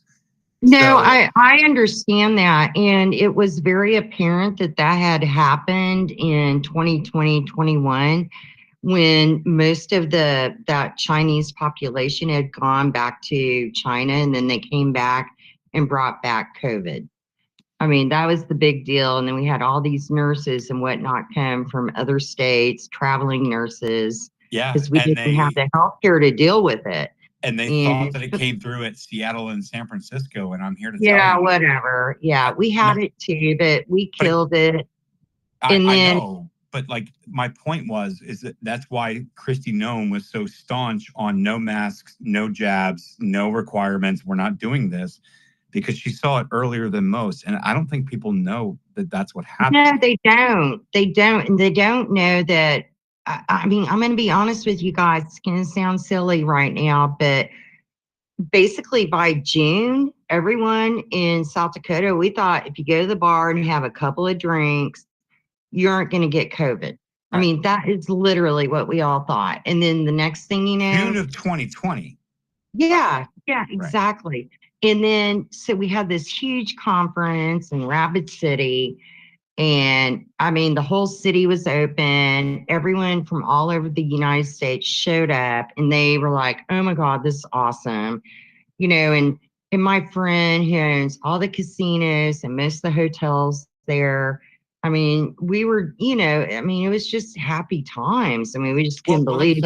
What I'm saying is that I don't think we're ever going to get into this. I don't think we're going to make it through the levels of investigation that people are going down about the Beijing military games and all this stuff, and the NIH and the Peter Daszak's and the Eco Health Alliance thing.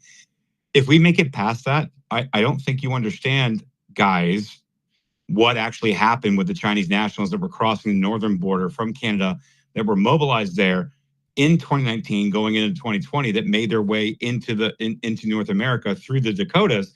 That Kristi Noem was governor at that time, and she did not bow down to those.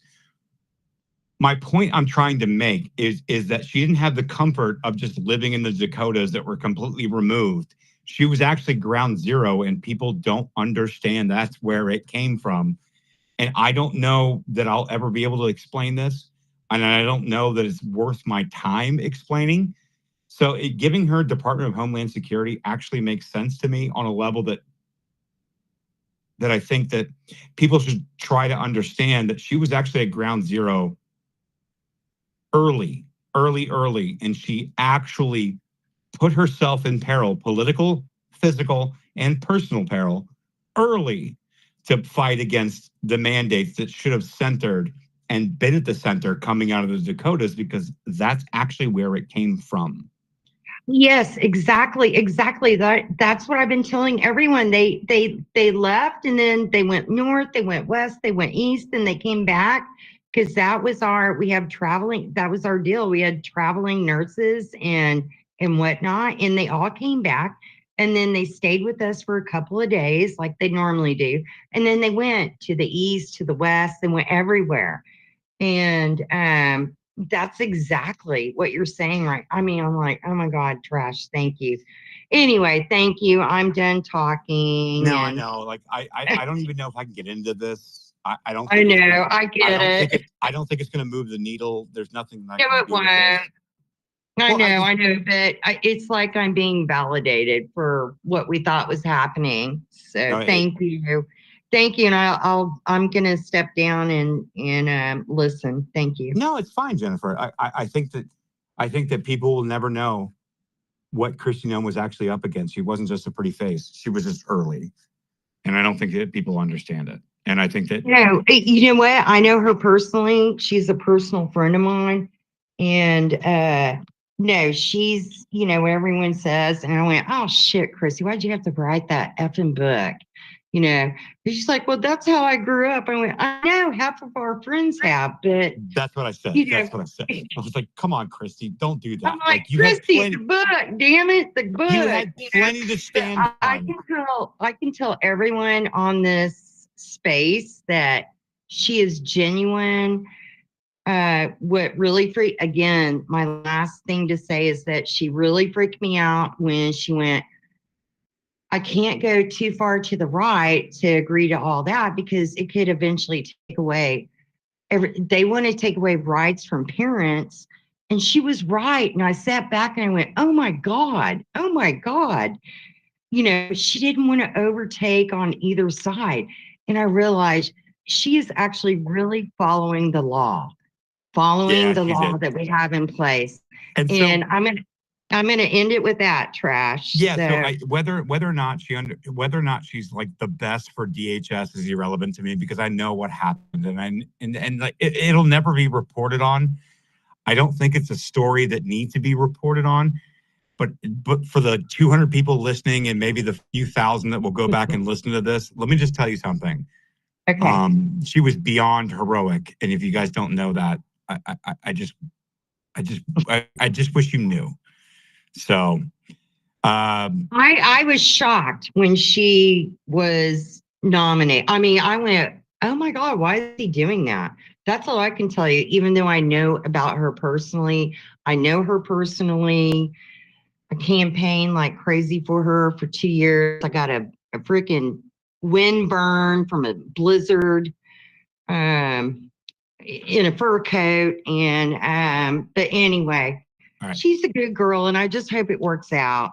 And I was just really, at the end of the day, I was shocked. So I think she's earned it, whatever position that is. And honestly, like in the incoming administration, looking at the plans, winding down and breaking up DHS, I think Christy's the perfect person to do it. So I'm here for it. I think 2 years, and she'll be cool. Nah, she's got it. She's all right. All right, Okay. Lee, go ahead. Was that me, Trash? I think you're the only tweet news review up here. Yeah. I said that, so I couldn't hear you. No, I couldn't hear you. Sorry, I apologize. It's been a minute, mate. How are you doing? I'm good. I'm about to be in Europe for the next month on Friday. I got to go over there for my normie job. I'm going to be over there for a fucking month, bro. Well, if you're in London, show me, mate. I'll be here. Yeah, I'll come over. I'll come over. We'll have some fucking chips. Let's go. Yeah, I'll be here. Definitely, that'll be awesome. But yeah, I'm fine. We finally managed to catch up here, and I saw you doing this space. And first of all, let me just say, because you've been putting the props out to all these guys, and I'll tell everybody in the room now. I don't do this, but I can tell you now, Trash. When I first started Twitter last year, I was the token Brit trying to learn all about American politics, and Trash was one of the first persons to follow me, let me into spaces, let me ask my idiotic questions that, you know, sounded stupid to all the Americans, but, you know, he sort of understood that I was learning. So mad props to you for that, Trash. I really appreciate it. And mad props for you and all the work that you've done, because I know that you've been grinding, dude. So congratulations on Trump. And this is the reason why I'm here to ask the question, because I was over the moon. I've been on cloud nine for all week. I was like, oh my God, this has been the wildest freaking ride from across the pond. This is amazing. So I've been drunk for the last week thinking, cool, we can just chill back until January. And now all of a sudden, I'm the next stage of my learning part. Appointments and cabinets. I'm like, oh God, right, I've got to speak to Trash, because this is something. So my question to you, Trash, and I know you won't mind me asking it, what's the deal with what's going on in the news at the moment? All the furor, you've got cabinet positions, Senate positions. Some of them have got to be confirmed, some of them haven't. Just give me 60 seconds on what that's all about, because I'm all over the place here. Yeah, no, it's a great point. So before I go into that, let me just say this. So I spent the last week in Vegas. I was doing my normie job. We had our like Super Bowl of conventions. And I gave my pitch on unions and all the things. I'm not going to get into that. But I had my friend from Canada, his wife and him from Canada. And they've lived in Ontario for, I don't know. I mean, he's been there 10 years. His wife has been there her entire life. And one of the things that they were very, very keen on was that Trump won the election, because they, under the tutelage of Trudeau in Canada, they said they recognized that if Trump takes back power without a second term possibility, meaning that Trump doesn't have to worry about how he's perceived by the general public to get voted back in 4 years. He only has one term to do whatever the hell he wants. That's very important for Canadians. And they were telling me that, and we watched this. We watched the Canadian politics. We watched the Liberal Party break away from Trudeau's party. We watched the Green Party kind of confused. We watched all these different elements within the Canadian Parliament kind of make moves prior to Trump being elected. Now that Trump's been elected, they're like, oh my God, we finally see some kind of like peace and resolve on the horizon. Maybe our politics in Canada will be resolved because we have Trump in office. And that means like the death blow to globalism or whatever it may be. Canada is actually, it's still controlled under the British Crown. I mean, not really, because like, you know, Andrew is not even remotely interested in Canada or whatever else may be. Like Canada's kind of on their own with Trudeau. But you have people wait. I'll finish my point. But you have people like Keir Starmer and many people who have risen in UK British politics that were supposed to be part of like this globalist type machine have risen to power in the UK. And you have immigration problems, you have economy problems, you have inflation problems, you have the euro dying, you have the pairing of the US dollar dying, and the US dollar is based on basically oil-backed currency. Therefore, you need the U.S. to be a net exporter of oil, gas, and being a net exporter of energy. And we saw the EU just recently over the last week come over to us saying, hey, why are we getting liquid natural gas from Russia? We can be getting it through you, through the Baltic pipeline from the U.S. Can we get the more cleaner, better, more refined energy that will help our economy move forward? So when Trump won, it didn't just represent a changing of the guard, a basically rebuke of the globalist system. What it represented was other countries then had hope that they could also get leaders in their country to rise to power, to then be more nationalistic and actually participate in a competitive economy, which they have been stifled from for the last 8 to 10 years. And so to answer your question, I think I'm answering it, but to answer your question is this, is that by Trump being reelected and by us as Americans being a net exporter of energy, we can then provide energy which creates a frictionless economy in the European Union, including the UK, who was part of Brexit, who was part of the original populist revolt, the original populist remove that, like, I got to be honest with you. I'm a 1776 guy, but I was not even remotely prepared for Brexit. Those guys happened before we happened in the US.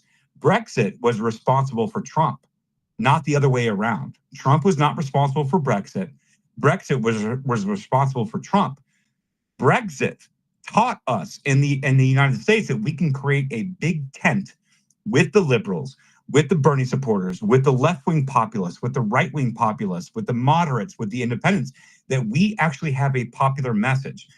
Then the most powerful country in the world wins a popular vote by the most powerful margin, saying, no, the populace has spoken, and the populists in the US do have that power. And as the most powerful nation in the world, we can then back up the populist movements in other countries. And I think you're going to see a domino effect. I think you saw Javier Milei. I think you saw Bukele in El Salvador. I think you saw Hungary.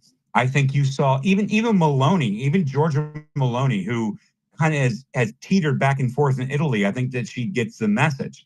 I think that you're seeing the populist movement of the world, not the country, of the world, because the popular vote mandated that populism is the next argument. And I would present you with Winston Marshall's argument, the former Mumford & Sons guy at Oxford against Nancy Pelosi for 11 minutes made the populist argument. I would play that on this space as I get through these hands. And I would say, Tweet News, that even though the UK started Brexit, the populist movement, we as Americans came together with a popular mandate and a popular vote and an electoral college landslide. We said, we agree, and we're going to fucking push this forward. And we will be the most powerful nation. And I think that Canada and the UK and France and Germany, the AfD party in Germany, and in France, and Marine Le Pen out of France going into the EU, into Brussels, and the increased population inside the UN Parliament, inside Brussels, have said enough. The people need to be represented again. Our elites have failed us. You're done, and we are going to take over this. And so I hope I answered your question, but I think I answered it correctly. No, Trash, absolutely. I don't even want to touch on that because that was beautiful. And I've got loads of questions. You know me, I always DM you, but I'll just say this to you guys, to the Americans here, and I'll finish that because I don't want to touch what Trash had just said there because it's perfect.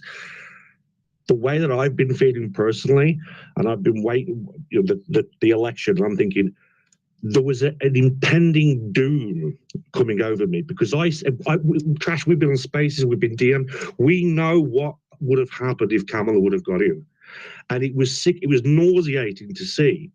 God knows how you Americans felt.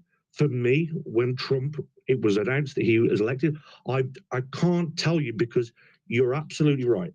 And I didn't think of this, but now you said everywhere around the world, it must be the same for other people going, oh my God, the world's gone insane. The left, the Democrats around the world, France, Germany, wherever, it doesn't matter. Obviously in America, you know, have gone mad, mainly insane. But we're going, Donald Trump is going to swing that pendulum back to some form of normalcy. I'm going to finish there, Trash, because I don't want to touch too much what you've said, but I can't tell you how excited I am. And fuck all the Democrats who are fucking throwing sand at everybody and all trying to drag it down already.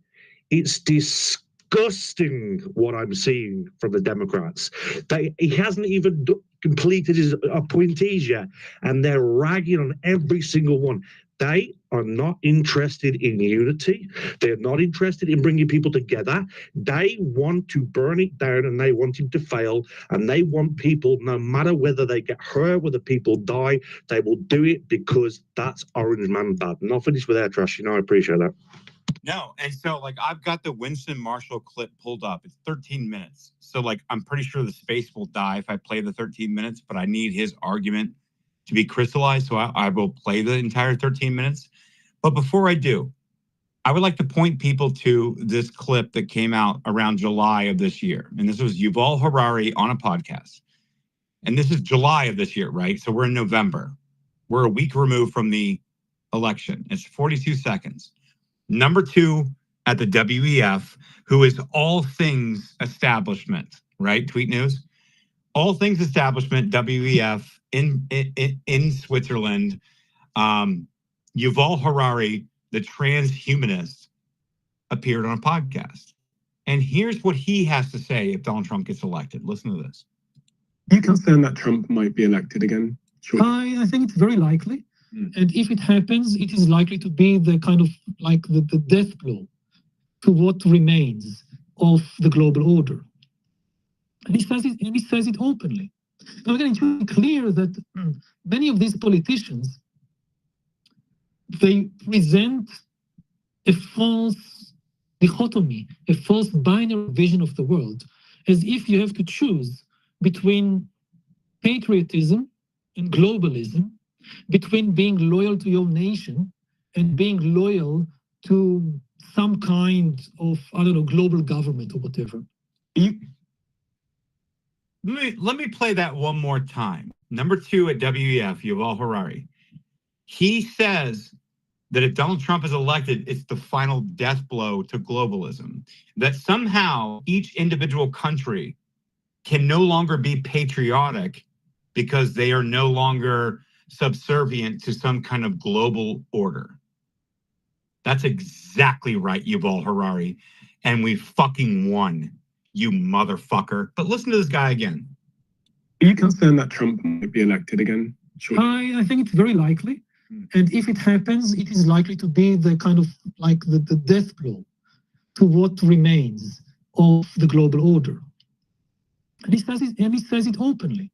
Now again, it should be clear that many of these politicians, they present a false dichotomy, a false binary vision of the world, as if you have to choose between patriotism and globalism, between being loyal to your nation and being loyal to some kind of, I don't know, global government or whatever. No, not some kind of global government or whatever. We know specifically what you wanted. You wanted smart cities. You wanted 15-minute cities. You wanted carbon credits. You wanted social credit. You wanted to manage people not being able to escape a 10-mile grid of going outside of it. And that if we eat too much steak, then we can't drive our cars outside of this area. And you want to tell me that I can't be patriotic to Hungary or to Greece or to the US or to Canada or to the UK or France or Germany or any other country. I can't be patriotic to them, and that I've created a false dichotomy. He said dichotomy. It's dichotomy of submitting to a global order versus actually being subservient to my own country as a patriot. You can get fucked. You lost. That came out in July. It's now November 12th, which is 1 week removed from this election. And I think the dominoes are falling, and all of you should be running right now. And you thought that you know better than the average person who contributes and participates patriotically to their own country, to build their country, to build their country's GDP. You thought that we could just have this, like, slave labor base in the Middle East, in Northern Asia, and in China, and that all of the income and wealth generation should be done in the West, and we should tax them to death to provide for everybody else who's not producing towards that GDP, and that countries don't matter, borders don't matter, and that you thought for 1 second that we would just like live in this homogenous world where we would portion out across the globe versus across a country, that we would not be patriotic to our own country. Well, I'm here to tell you, my friend, that we dumped tea in the harbor for a 2% tax. What the fuck do you think we're going to do to you? And I think a lot of countries are looking at this and saying, well, shit. Now we don't have the same power structures because now the U.S., the shining beacon on the hill, the United States, has risen up through their populace and actually made a populistic, popular vote, electoral college vote decision in putting Donald Trump back in office. The public mandate is here, and if people in Switzerland and people in France and people in Canada and Mexico and Brazil and Chile and Portugal and Spain, if they don't see that those people too can rise up and we will support you as the most powerful country in the world, that you can change your own governments, that's what they tried to kill. And that's why they took a shot at him in Butler, Pennsylvania. That's why they wanted Trump done. They didn't want Trump done because we would take over the US. They wanted Trump done because the example can be replicated across any other country in the world. And that's what they wanted. That's what they wanted to kill. And I know that's what they wanted to kill because I've been on you for years. And I'm here to tell you, I don't care how many people are listening, I'm here to tell you, Yuval Harari, you globalist clowns, you fucking lost. We won, you cocksuckers. We won. And history will shine well on my raccoon-bagged face person. History will shine well on me. It won't shine well on you. And if you think that just because we won on November 5th that we're done, we are not done. We're just getting started. And I'm going to clean up this entire fucking globe. You have no idea. And here's the thing. 10 years ago, I would have been the guy that just wanted to pay attention to Instagram and show up at the club and show up at the bar and like have my job and have my car, have my jewelry and have my nice clothes. I would have been that guy. But you pissed me off. And you tried to create a slave out of me because I was middle class. I'm coming. We're coming. I know your names. I know what you did. I have your documents. You can't delete it. I have your social medias. You can't delete it. You can block me. You can do whatever. We're coming. And if you think I don't think that we're coming. And I think that there's going to be an uprising in all the countries around the world, and a populist movement is going to be ascendant. And I think Tweet News Review, when you asked me this question and you triggered me into this monologue, that it's not just the UK, it's not just France, it's not just the Netherlands, it's not just the Keir Starmers of the world, it's not just the UN, it's not just NATO, it's not just the eastern region of $11 trillion of natural resources the Americans want to control by creating color revolutions in Ukraine, so then we control it through our state departments. It's none of those things, even though I know all of that. We are going to be the example of the world that the populace can rise up and they can take control back of their government that they were rightfully bestowed upon, as Polish, as the French, as the Dutch, as the Germans, as the British, as the Argentinians, as the Brazilians, as the Chileans, as all of these different countries, the Portuguese. You all have a right to representation within your government, and we're coming, and populism is done. And when I get to these hands, I'm gonna play 13 minutes of exactly what I'm talking about. And I'll close this out. You can call me dramatic. You can call me an asshole. I really don't care, because I'm still on this path, and I will make it very, very fucked up for you to move outside of these bounds. So either fall in line or shut the fuck up. Commander, go ahead. Trash. What am I to say after that monologue? It was spot on in the answer that you gave about the international effects of this recent election. I agree 100%. I put my hand up a while ago. I've had 1,000 thoughts since my first reason for raising my hand. I guess I just want to go back to a first principle. It's only been a week. Let Trump pick his cabinet. Let him pick his appointments. Let him do his thing, man. Let him do his thing. Let him do his thing. I was in another space before you started this one, and they were already tearing apart the new SecDef appointment. And I won't go into the details on that, but I left because I got heated. I was the speaker, and then someone just triggered me, and I thought, you know what? I don't need to make any enemies, so I just got out of there. Let him pick his appointments. And if you voted for him, it's his right. You know, I love history, and I think about the Buchanan administration, probably in another time in America where we were very divided, you know, the 1850s leading into the election of 1860 for Lincoln. But Buchanan was part of the slave power conspiracy, and he had a Secretary of War that was sending weapons from armories in the North, in New York and other places, to the soon-to-be Confederates in the South. So it's very important that Trump picks people that he can trust, not that they're loyal, but that they love America, they love the Constitution, and they got a lot of work. They really have a lot of work ahead of them. Like Rubio, if he goes into Foggy Bottom, that is literally a swamp. Foggy Bottom was a swamp at one time. It was a swampy area of D.C., and you know, he would be a good choice because he knows where all the bodies are, being an appropriator in the Senate. By the way, also serving on the Foreign Affairs Committee in the Senate. He knows what's been going on in Foggy Bottom, whether he's a warmonger or pro-Ukraine, whatever, you know, people are saying. I heard Jen's comments. You know, I love Jen, but let him pick his appointments, and our side needs to stop doing the fratricide that always starts after the election. Unfortunately, our side of the aisle, we tend to do fratricide very early. Everyone needs to just sit down and watch and learn and see what Trump's going to do and how he fills his cabinet. That's all I wanted to say. Thanks. Great space. Yeah, no, man, I agree. And again, I'm prepared. I have all the appointments. I've got my arguments. Not for Trump. I'm not paid by that campaign. I'm not paid by a PAC. I probably should be. Like, actually, where's my fucking check? Like, actually pay me. I got to be honest with you. Like, actually pay me. Like, I'm actually good at this. So like maybe whatever.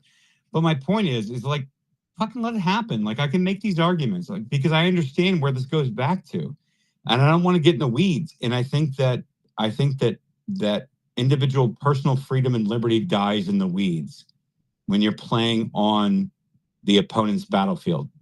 It's time to go on offense. Like I'm not playing this game anymore. I'm actually done with it. Evie, go ahead. Let me clear these hands, and I'm going to play 13 minutes, in my opinion. Yeah, regarding, your monologue was absolutely excellent. And you know how anti-Soros I am. And I've seen Europe fall apart from 20-something years ago before I came to the United States. But I really hope that whoever is going to Department of State needs to clean up the whole department from Soros people. The same, we need to shut down USAID, which has been used constantly from open society, because that money is going in projects overseas. And guess what? Well, Evie, if you're going to bring up USA, just say CIA and we can move along. Well, but still, I mean, George Soros was taking our money for, let's say, projects to help overseas, and he was pushing his agenda in Europe. So, and you mentioned it before, that if, Trump cleaning up in here is going to change everything all over the world, and hopefully very, very soon in Brazil and other countries in Europe and Albania too. I want to freaking clean up the whole Balkans, and I wish I can do it. But like that monologue, just like it made my day, because this whole fight and Yuval Harari, I mean, that speech, I've heard it for a long time. Actually, where he came out with a very a bestseller, Homo Sapiens. And if you read that correctly, for anybody that knew what the Davos Party is, what the globalists were doing, what the agenda was, everybody would see that is an excellent, beautiful book to read. But he was trying to tell people subconsciously that we were living all together before without borders. Like, why do we need the borders now? And I was so upset that in Albania, they were trying to analyze this book in the media and brainwashing people without bringing up what the guy was doing. So when I heard that same podcast that you put before, that is really good, because he's upset when he says that a Trump win will shut down forever, the globalist agenda. It feels so good. I think we have seen everything happening in the past 40 years being built little by little. And I have one suggestion for everybody. Go read the book Control Oligarchs. It explains it beautifully with the Rockefellers, how the abortion pill started, and everything goes through everybody at Davos, Bill Gates. It goes, Evie, to your point, like you're absolutely correct. It goes back to eugenics prior to eugenics. That's prior to it. Just prior to it, they wanted to control the population back then. But like everything, this has been going on for like 100 years. And in my opinion, a big influence here has been the Marxism, which was written in the mid 1800s, 19th centuries, and then went full speed on the 1900s, early 1900s, and then this 100 years may be undone in the next 10 to 15 years, and we can bring the world in a very, very good place. So it's not just about America, but if we have this country in order, and I cannot wait for us to clean up. Like I would work for free just to clean up George Soros in all the agencies in the United States, and then I will freaking go back to Europe and do whatever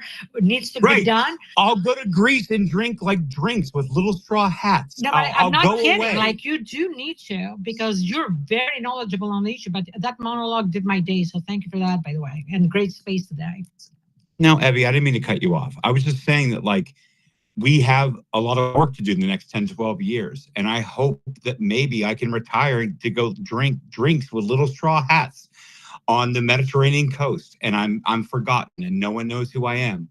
But I think that's where we're at, Evie. I think that we're at this like we're going to have to write some books before we do that and before we die, because and I'm telling you that other generations, 100 years, 200 years from now, they need to pay attention to what happened in the past 100 years to the world and how we were going downhill, and we were risking a lot. So thank goodness for the past, I don't know. Thank goodness for Elon Musk, really. I mean, really? I mean, because like I've been banned everywhere, and like I'm pretty sure, Evie, like you would tell me if I'm controversial or like crossing the line. I've never done that. I've only said the same things that I'm saying now. Back then, I was banned, suppressed. I was removed from Facebook, Instagram. I was removed from social media. I was talking about the same things that I'm talking about now. I wasn't like, oh, they're making all the frogs gay. Oh, I'm going to barbecue my neighbor. Oh, listen. All the kids that are at the high school, they weren't actually shot. Like, I'm not doing Alex Jones stuff. Like, I'm talking about real things with real names and real policies and real things that are going on. And I'm like, hey, pay attention to this. It's beyond our American borders, and they shut me down. They silence me. They suppress me. They ban me. I'm not allowed to speak politely in society. I have not earned my stripes at the cocktail parties, Evie. Can I say something? One more thing, and I'm done. I swear I'm done. I was born in a communist country, so I kept saying this, and I've said it many times before. I was born with zero freedom of speech, and what the last 4 years has done to us has been a deja vu for me, and I've gone through the nightmare of reliving and getting again into a system which literally they wouldn't let us speak. So I cannot believe that we got it back. I couldn't believe that Trump won. Why? Because I was 100% sure they were never going to let him win and let him have this. And from that on has been just a week, and everything has turned around. And look how far we have gone in a week, talking about things openly and not being scared. The past 4 years, I had the FBI calling me because we were at January 6th.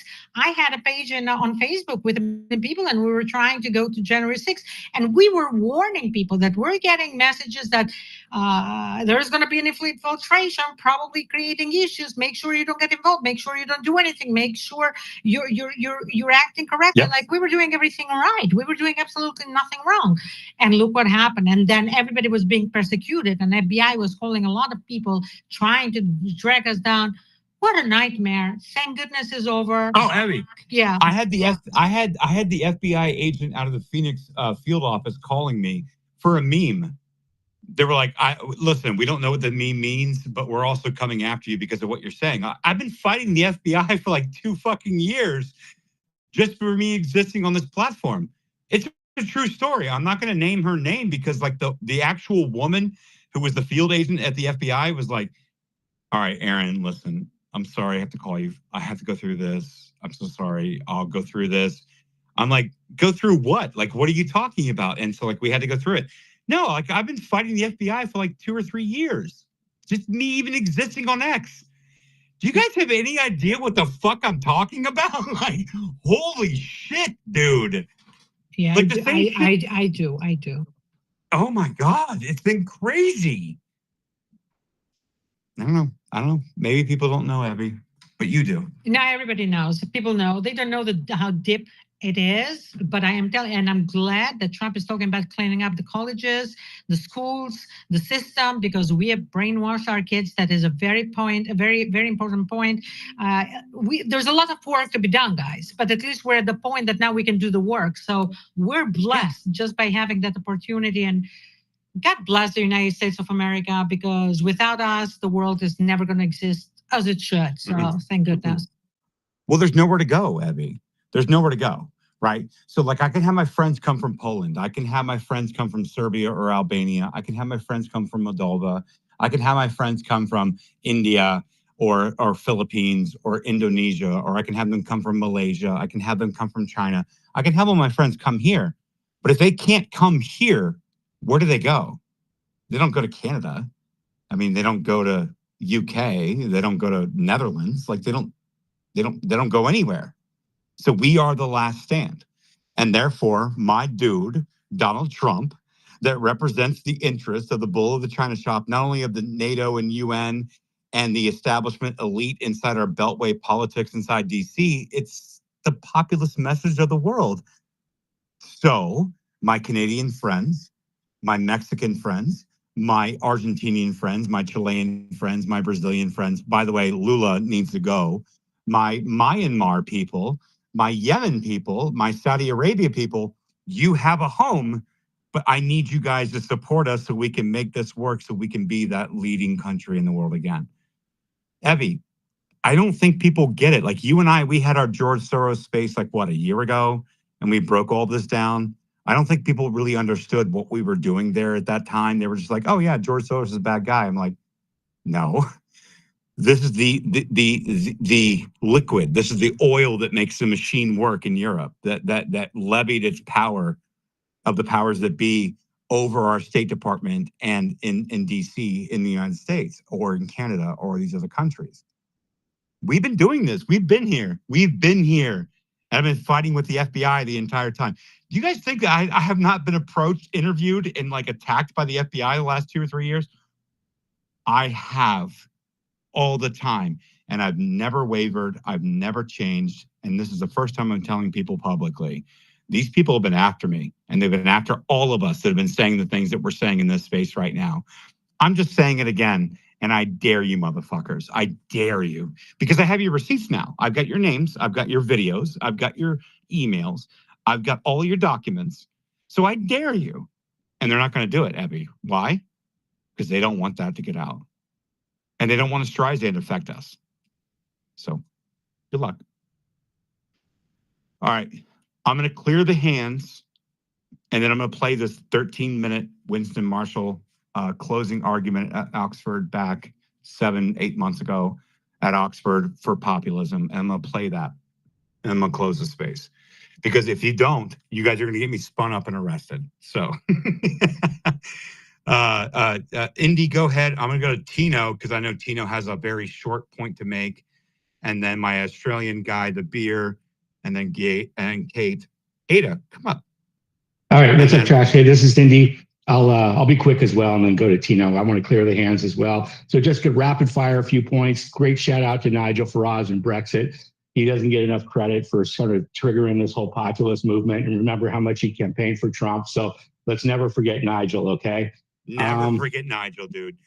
Never forget Nigel. He's gaining power again, Indy. He's actually got a coalition. Like Raheem, my buddy Raheem Kassam, they've got like a coalition going on in the UK. I'm here for it. I support Nigel. And he's starting from scratch too, man. Yeah, from going into that. MAGA hat on, and he put that MAGA hat on. Support Nigel Farage. All right, go ahead. Yeah, and second point is on the global order thing.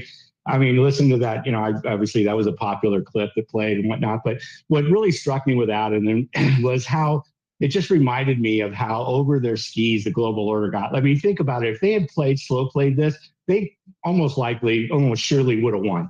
And what happened, though, if you remember back, Obama in his second term overplayed his hand in order he didn't want to turn it over to Hillary, let her take all the credit. He overplayed his hand trying to take the credit for the whole thing, the new order. And then, she didn't get in because A, she was crap, but B, because, he had overplayed his hand and the people were like, we don't want that.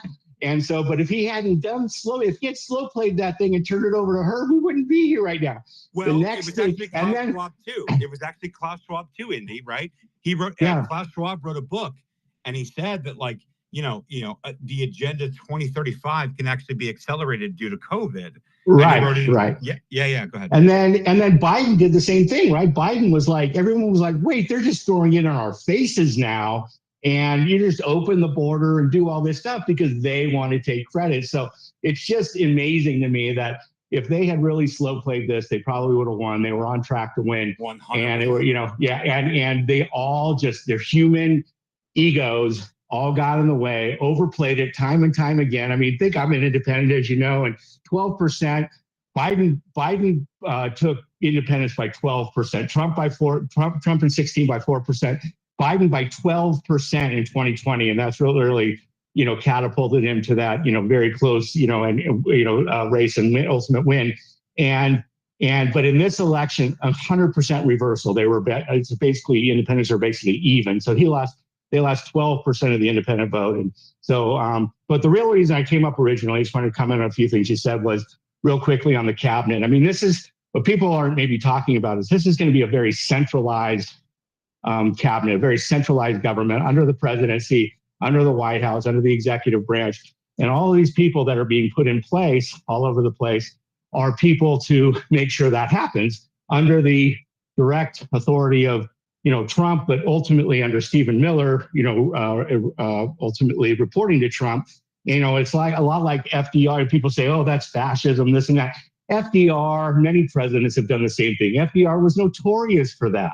He fired so many people that didn't listen to him and so forth. So it's just a different way of governing, and let's just call it what it is. It's a centralized cabinet under the executive branch, which report to the executive branch, and they're going to do his bidding. And that's why Pete Hegseth is Secretary of Defense. He's not making any policy for the defense of our country or internationally. He's just overseeing it, making sure that Trump and everybody else's policies get implemented, and just watching over things. So that's really what's going on there. But finally, with respect to, I'm all in on Nome Land Security. Department of Nome Land Security, I'm all in.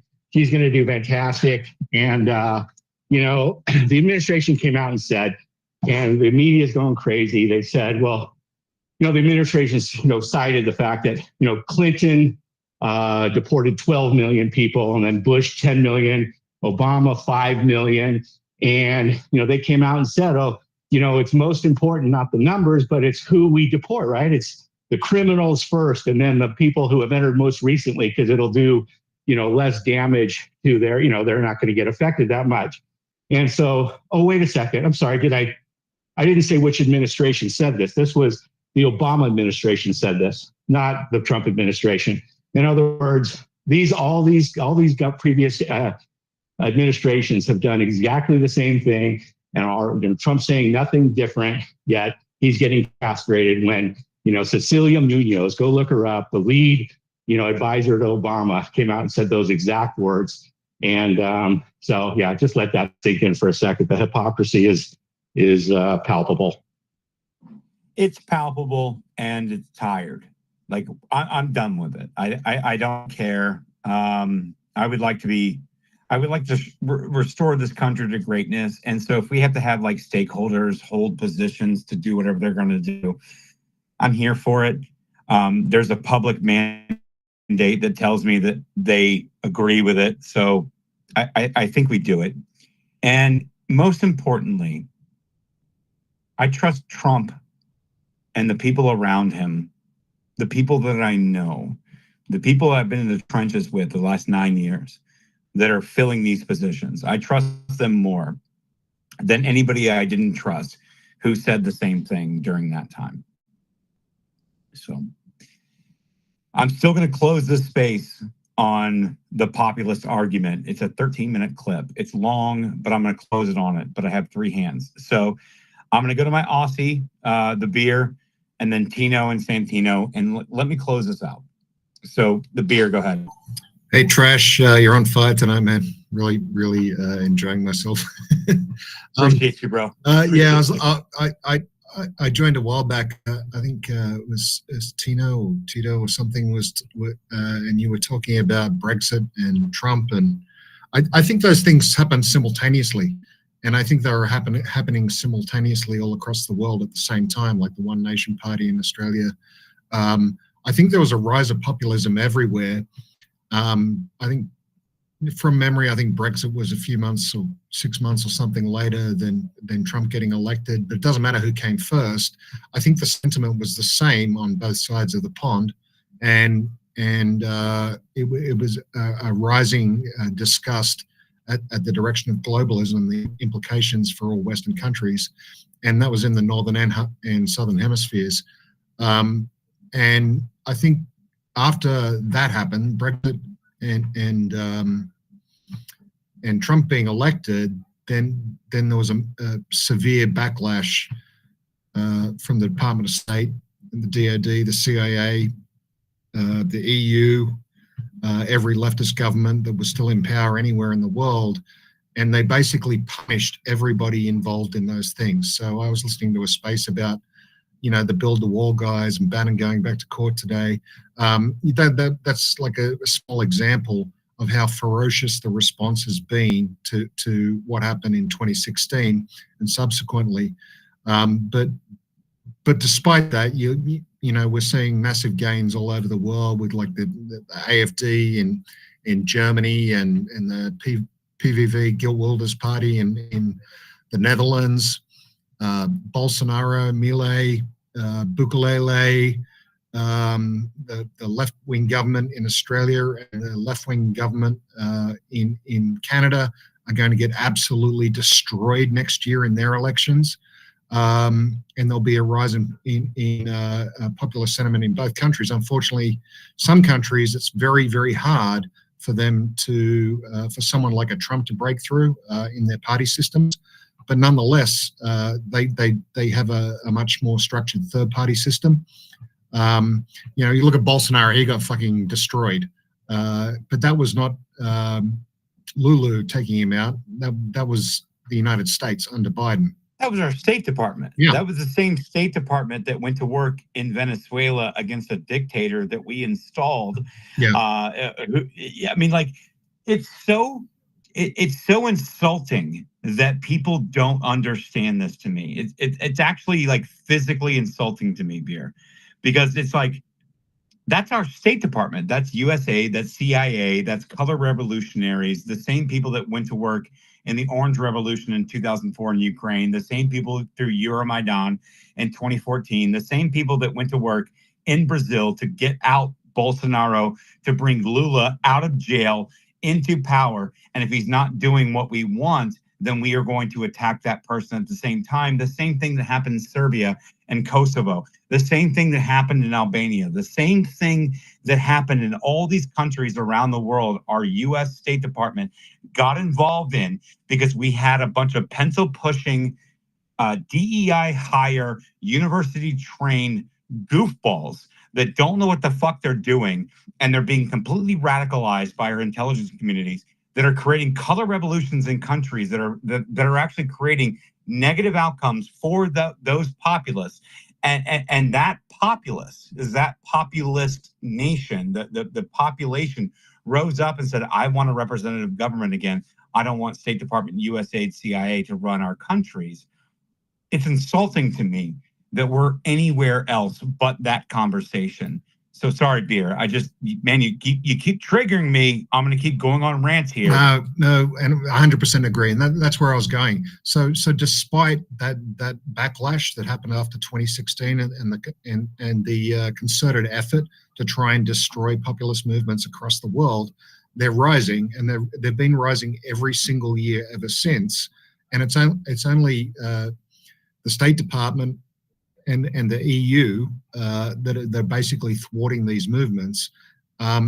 This is why I'm super excited about whoever gets appointed to the head of the State Department in the US. If that decision is a wise one, we're already seeing great decisions with regards to some other departments within the US government. But Yuval Harari is right. I read his book too. It was a great book. I didn't realize what he was doing to me when I read it many years ago, but it was a very good book. No, it's great. It's actually really good. But it doesn't matter now. What is happening is that people around the world are trying to throw off the yoke of globalists that are basically trying to erase their cultures.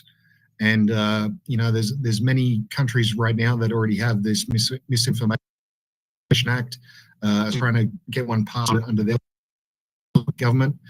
Is people afraid of this, and I think they're really the Department could basically stop this happening. Globally and in places like the UK, going to prison for looking the wrong way at a police dog during a protest or praying on the street. I'm really excited about that appointment. I don't know who I want. Maybe you got an opinion, Trash. I don't either. I just want anybody that's going to take over the State Department and completely crush it. So Secretary of State Marco Rubio, I'm going to be on his ass. And I know his staff. I know him. I know who he is. I know him personally. I know his staff. Like, I'm going to be on his fucking ass. And I think that I think that I don't have to look any further than, like, you know, Tucker Carlson, Sean Ryan, and many of their people that have that have entertained people like myself and Mike Benz. These people, if they've entertained these people, then we know what we need to do in the State Department. So I think that many people would be smart to tap Amanda Milius, who worked in the State Department, who was banned from the Atlantic Council, who doesn't even understand how much of a pivotal role that she played by getting banned by the Atlantic Council and the State Department. So listen, my lane is anti-censorship, going after the intel communities, going after the operatives, going after the subversives. That's going to be my lane moving forward. I'm not selling anybody anything. I don't have subscriptions. I'm not allowed to exist on social media. I'm barely allowed to exist on this platform.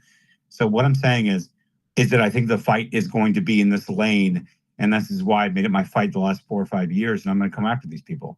So I think we're just getting started. I don't know what to do with myself. This last week, I've not done anything with myself. I tried to recover. I took today off from my normie job because I was fucking drained. I'm tired. November 5th was like the culmination of everything that I've worked on in the last 9 years, and we won. And I'm tired. My body's tired. But the lanes moving forward is keeping State Department in check, cutting it down, using the Office of Personnel Management that was established in 1978 by Congress to defeat FDR's expansion of government powers when he had power through his 3 terms. And we will keep those people in check. And I think that that's the lane that I'm going to be existing in. So I hope you guys follow me. I hope you guys follow along. I think that this is the fight that we need to be fighting. Maybe you don't understand it. Maybe you do. That's fine. But I think this is where the fight's going to be, because I think it's going to be at the center of a global revolution that our State Department's going to try to quash. So, Beer, to your point, I think this is where I think this is where we belong. Maybe, at least I do. This is where I belong. This is my fight. I'll be the anonymous raccoon on the internet, getting written by all the censorship queens and people. And yeah, I'll park it here, but I was concerned that you were the raccoon that was killed alongside Peanut for a minute. No, I am not Fred. Fred will not die in vain. I will honor Fred and Peanut. These guys have not died in vain. I will honor Fred and Peanut. Now, Fred had the milkshake and he was killed. Fred will not die in vain. Everyone's after Peanut. Remember Fred. Remember Fred, Beer. All right, Tino, you had a point to make, and then I'm going to play this 13-minute clip. I don't care how many people we lose. Whoever remains, I need you to hear this. It's very important. Oh, Santino's got his hand up too. All right, Tino, go ahead, and then Santino, then I'll play the clip. No more hands. Please let me play the clip.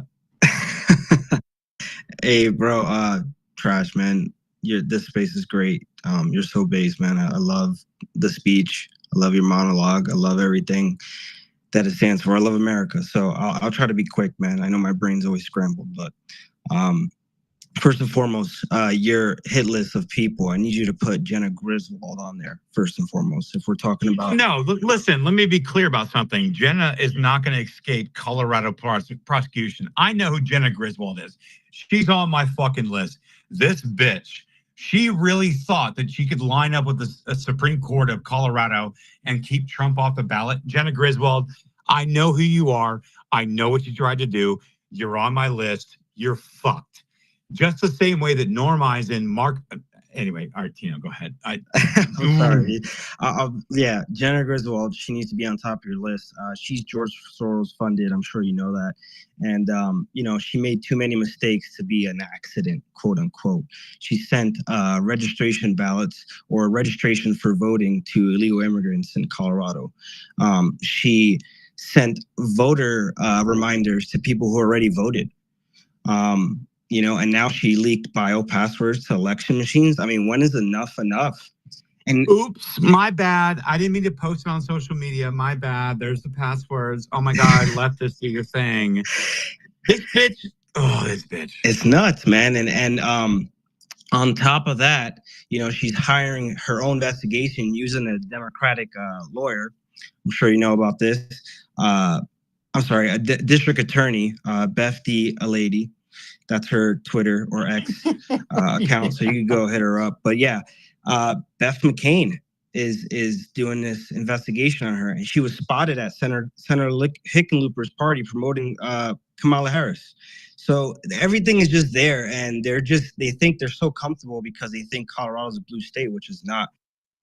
If you've seen the voting records, it was a close race between Trump and Kamala. I mean, you just look at the stats. But anyways, I want you to put that on your list there, Trash. We need all eyes on it. You know, if America can't succeed, no one else does, and that's where we are. We are the free world. We're here to be example, the American standard. You know, the leader. You know, this campaign was nuts. I lost sleep. I lost friends. This was the craziest. I guess it changed me in a way. And I'm not trying to be bitter or anything, but people have to understand we're doing what's right, what we see, what needs to be done. And that's where I got to get to. But anyways, let me not get off. It's about integrity. Colorado, they flooded the state with Venezuelan migrants. We're dealing with them now. There was 2 sexual assaults in Western Colorado, and they're trying to cover it up and try to keep it hush hush. But this is what's going to happen. They're going to cut off all the benefits, and then these people are going to be desperate. And that's already what's going on. So we can't sleep. Be safe out there. Protect yourself. Arm yourself, because there's no accountability by these governors who are specifically leftist Democrats who just believe in this globalist, world economic. We need green energy. We need to control everything. And that's not what we're about. That's all we have to say. So 100%. Great space. 100%. Like Colorado, you're not going to be left hanging. We're coming. I know the people. I have a list, not just Jenna Griswold. I have like the entire list of people in Colorado. Like I know these people. I know who they are. I've got them on a list. I'm fucking coming. Now you're like, well, who is this random fucking raccoon on the internet? He means nothing. You're right. You're absolutely right. And I hope you stay that way. I hope you understand that I'm just some like random person on the internet that shows a raccoon profile picture. I hope and pray that you believe that I don't know exactly what I'm talking about. Colorado, I'm coming for you. And I've been talking to Lauren, and I've been talking to a lot of people inside Colorado politics. I have a lot of friends in Colorado politics. I know what the Supreme Court makeup looks like. I know what the Secretary of State and the governor looks like. I know all these things. I'm coming. I'm coming, you motherfuckers. All of you, whether you're Italy, Colorado, or fucking Argentina, I know who you are. I'm coming. Santino, go ahead. Thank you for having me, Trash. I just wanted to come up and say thank you so much for having this space. You spent all this time in this space, and you've actually empowered many people listening to you, that they have the voice, that they have this voice, that they were scared, that they can actually leave and go to somebody else and say, look, this is how it is. You've given everybody this voice. So many people out there were so scared because they thought, but they couldn't speak. You have empowered many people. You're very, very smart and very wise. We're so lucky to have you.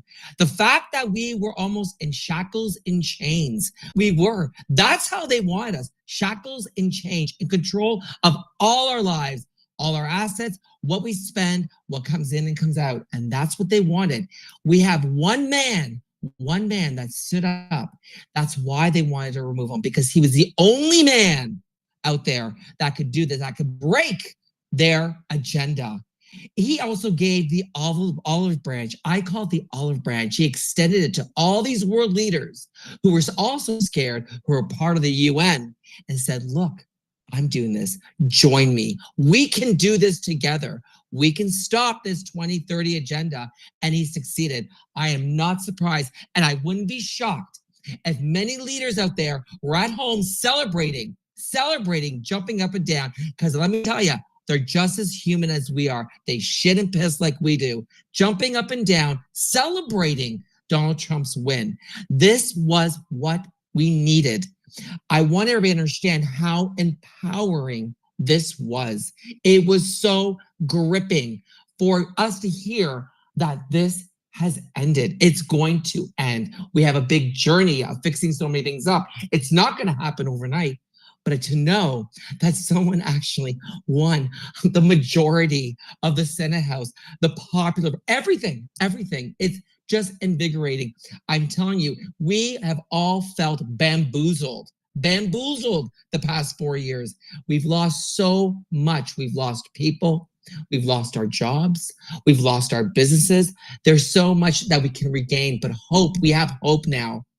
I don't even think I could ever walk on a film set again after they see my stuff I posted on social media. But is that possibly untrue? Yeah. With Roseanne Barr, Antonio Sabato Jr., Mel Gibson opening a massive film industry, a production office in the United States. That will be epic. I'm sure I'm going to send my long, extensive resume to them. Anyway, I am so happy I joined this space. I'm so lucky that you bring me up. And I love the fact that you bring up the space and you don't just keep it in the United States. That's what I want to tell you, Trash. This is important you hear this. You keep it around the whole entire world. You welcome everybody. You involve everybody. You don't just say Trump's won, United States comes first. It's just about the United States. No, that's not the way to think, guys. It's about the world. We have to stop it going around the world. All together, unite together. Because you know what, if we don't do that, then what's happening out there, they will never stop. They will just keep doing what they're doing over. Mirror image, past proof present. We've got to stop it. Trash, I'm so proud of you. I really am. And I hope everybody else is proud of him too. What a hero. He stands up there. He's so articulate. He knows his shit. I am so proud of him. Thank you so much. I mean, Santino, I can't follow that. Like I couldn't follow you. Are you kidding me? I couldn't follow you. But you empowered me. Like I always scream and yell. I'm Sicilian. I yell and scream at everybody. But the thing is, you empowered me. I mean, shit. This is what we got to hear, guys. This is exact what he said is what we have to hear. This has been a war, and we have won. We've almost won the entire thing. I'm so proud of you. Really am. We just need to close. We're so close, right? We're so close, man. We're so close. We're so close. We can close this.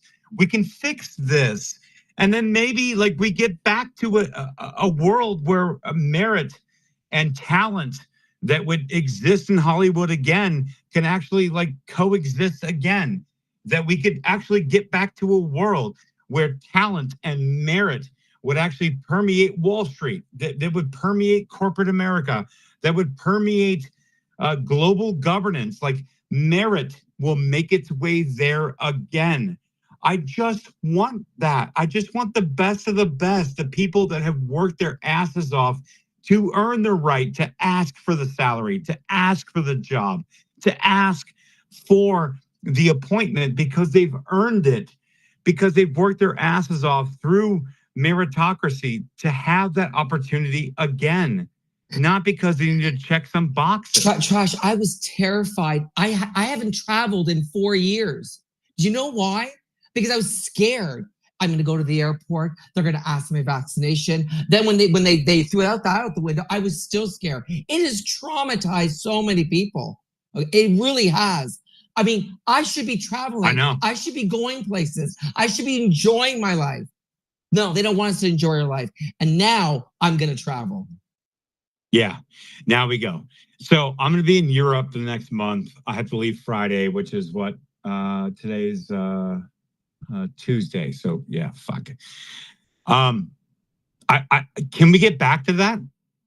And then here, let me make my closing argument on populism, and then I'll close my space.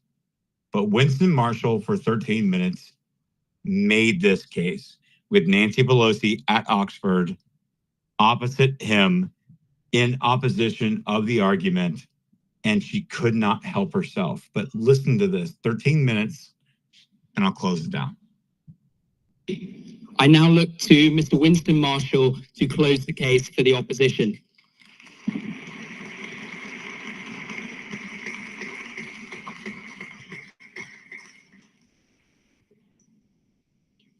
Ladies and gentlemen, words have a tendency to change meaning.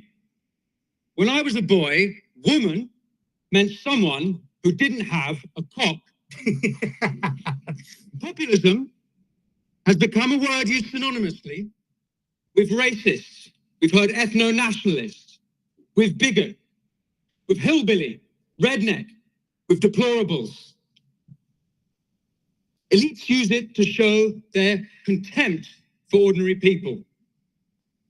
This is a recent change. Not long ago, Barack Obama, while still president at the North America's Leaders Summit, June 2016, he took umbrage with the notion that Trump be called a populist. How could Trump be called a populist? He doesn't care about working people. If anything, Obama argued he was the populist. If anything, Obama argued Bernie was the populist. It was Bernie who'd spent 5 decades fighting for working people. But Trump,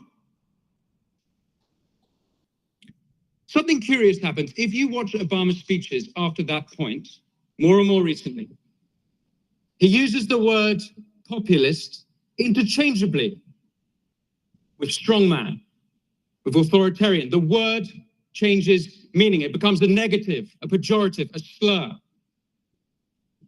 To me, populism is not a dirty word. Since the 2008 crash, and specifically the $1 trillion Wall Street bailout, we are in the populist age. And for good reason. The elites have failed. Let me address some common fallacies, some of which have been made tonight. If the motion was that demagoguery was a threat to democracy, I would be on that side of the House. If the motion was that political violence was a threat to democracy, I'd be on that side of the House. January 6th has been mentioned. A dark day for America indeed. And I'm sure Congresswoman Pelosi will agree that the entire month of June 2020, when the federal courthouse in Portland, Oregon was under siege and under insurrection by radical progressives, those two were dark days for America. Base. Yes. There is no equivalence of it. So yes. So you don't agree? That's fine, you don't agree, that's fine. But it is not what happened. You dumb on bitch. January 6th. It was an insurrection incited by the Shut up, you dumb bitch. So you don't agree? Shut the fuck up, you dumb bitch. But you'll condemn those days. My point though is that all political movements are susceptible to violence and indeed insurrection. And if we were arguing that fascism was a threat to democracy, I'd be on that side of the House. Indeed, the current populist age is a movement against fascism. I've got quite a lot to get through. Populism, as you know, is the politics of the ordinary people against an elite. Populism is not a threat to democracy. Populism is democracy. And why else have universal suffrage if not to keep elites in check? Base. Ladies and gentlemen, given the success of Trump, and more recently Javier Milei taking a chainsaw to the state behemoth of Argentina's bureaucratic monster, you'd be mistaken for thinking this was a right-wing populist age. But that would be ignoring Occupy Wall Street. That would be ignoring Jeremy Corbyn's for the many, not the few. That would be ignoring Bernie against the billionaires, RFK Jr. against Big Pharma, and more recently, George Galloway against his better judgment. Now, all of them, including Galloway, recognize genuine concerns of ordinary people being otherwise ignored by the establishment. I'm actually rather surprised that our esteemed opposition, Congressman Pelosi, is on that side of the motion. I thought the left was supposed to be anti-elite. I thought the left was supposed to be anti-establishment. Today, particularly in America, the globalist left have become the establishment. I suppose for Ms. Pelosi to have taken this side of the motion, she'd be arguing herself out of a job.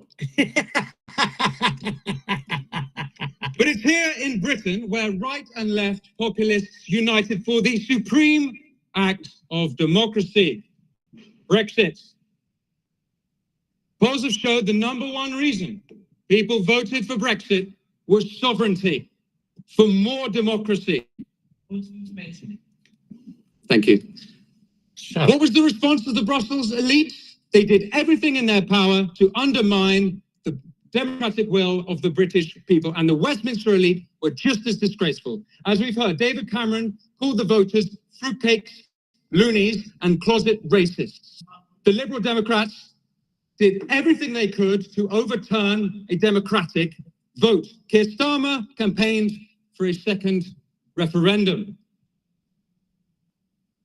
Elites would have had us voting and voting and voting until we voted their way. Indeed, that's what happened in Ireland and in Denmark. True. Let's look at some of the other populist movements. The Hong Konger populist revolt is literally called the pro-democracy movement. The farmer revolts from Netherlands to Germany, France, Greece to Sri Lanka. Farmers are taking their tractors to the road to protest ESG policy that's floated down to us from those all-knowing, infallible elites of Davos. The trucker movement in Canada became anti-elitist when petty tyrant Prime Minister Justin Trudeau froze their bank accounts, not the behavior of a democratic head of state.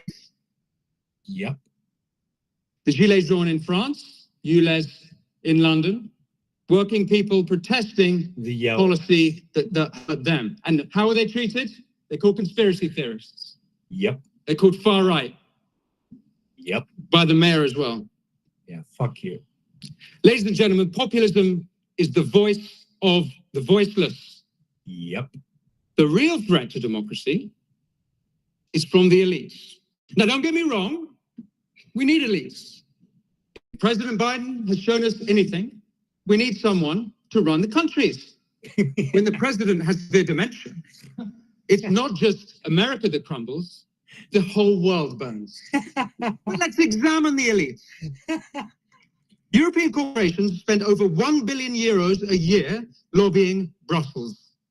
US corporations spend over $2 billion a year lobbying in DC. 2/3 of Congress receive funding from pharmaceutical companies. Pfizer alone spent $11 million in 2021. They made over $10 billion in profit. No wonder then that 66% of Americans think the economy is rigged against them for the rich and the powerful. And by the way, we used to have a word for when big business and big government were in cahoots. And I think any students here of early 20th century Italian history know what I'm talking about. Italian history. My Mussolini, a fascist, accusational of fascist friends. I think he's talking about fascism, but like, sure. It's Trump. Trump's a fascist. Sure.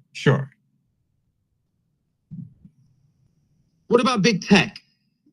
Throughout the pandemic, Biden's team, the FBI, and the Department of Homeland Security colluded with big tech in censoring dissenting voices, not kooky conspiracy theorists.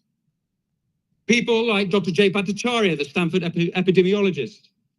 People like Harvard scientist Martin Kulldorff. People spreading true information, not misinformation, true information at odds with the government narrative. Need I remind you, democracy without free speech is not democracy. 100%. This is a direct breach, by the way, of the First Amendment.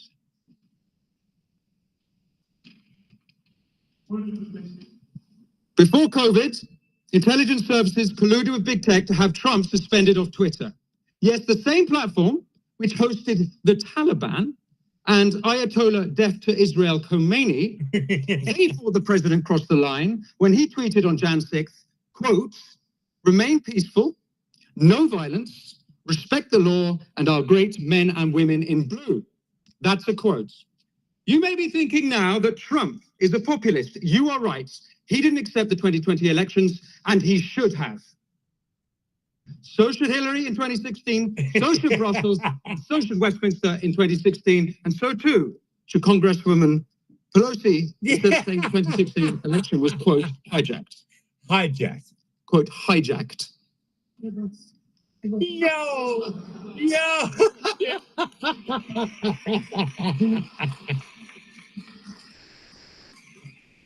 Everyone just have to do something. Shut up. What about the mainstream media? Let me read you some mainstream media headlines. The New Yorker, the day before the 2016 election, the case against democracy. The Washington Post, the day after the election, the problem with our government is democracy. The LA Times, June 2017, the British election is a reminder of the perils of too much democracy.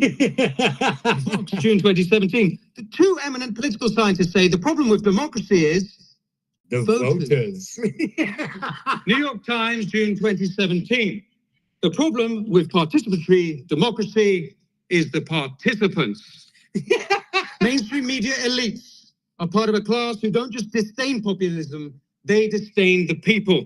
If the Democrats had put half their energy into delivering for the people, Trump wouldn't even have a chance in 2024. He shouldn't have a chance. You've had power for 4 years. From the fabricated Steele dossier to trying to take him off the ballot in both Maine and Colorado, the Democrats are the anti-Democrat party. All we need now is the Republicans to come out as the pro-monarchist party. Oh, no. Ladies and gentlemen, populism is not a threat to democracy, but I'll tell you what is. All right. So first of all, like, I'm gonna pause it. I'm not coming out as pro-monarchist party because, like, we overthrew in the Boston Harbor like a bunch of tea. Like, I'm not going to come out as a pro-monarchist party, but also, comma, he's absolutely correct. Elites ordering social media to censor political opponents. It's police shutting down dissenters, be it anti-monarchists in this country or gender-critical voices here, or last week in Brussels, the National Conservative movement. I'll tell you what is a threat to democracy. It's Brussels, DC, Westminster, the mainstream media, big tech, big pharma, corporate collusion, and the Davos cronies. The threat to democracy comes from those who write off ordinary people as deplorable. The threat to democracy comes from those who smear working people as racists. The threat to democracy comes from those who write off working people as populists. And I'll say one last thing. This populist age can be brought to an end at the snap of a finger. All that needs to be done is for elites to start listening to, respecting, and, God forbid, working for ordinary people. Thank you.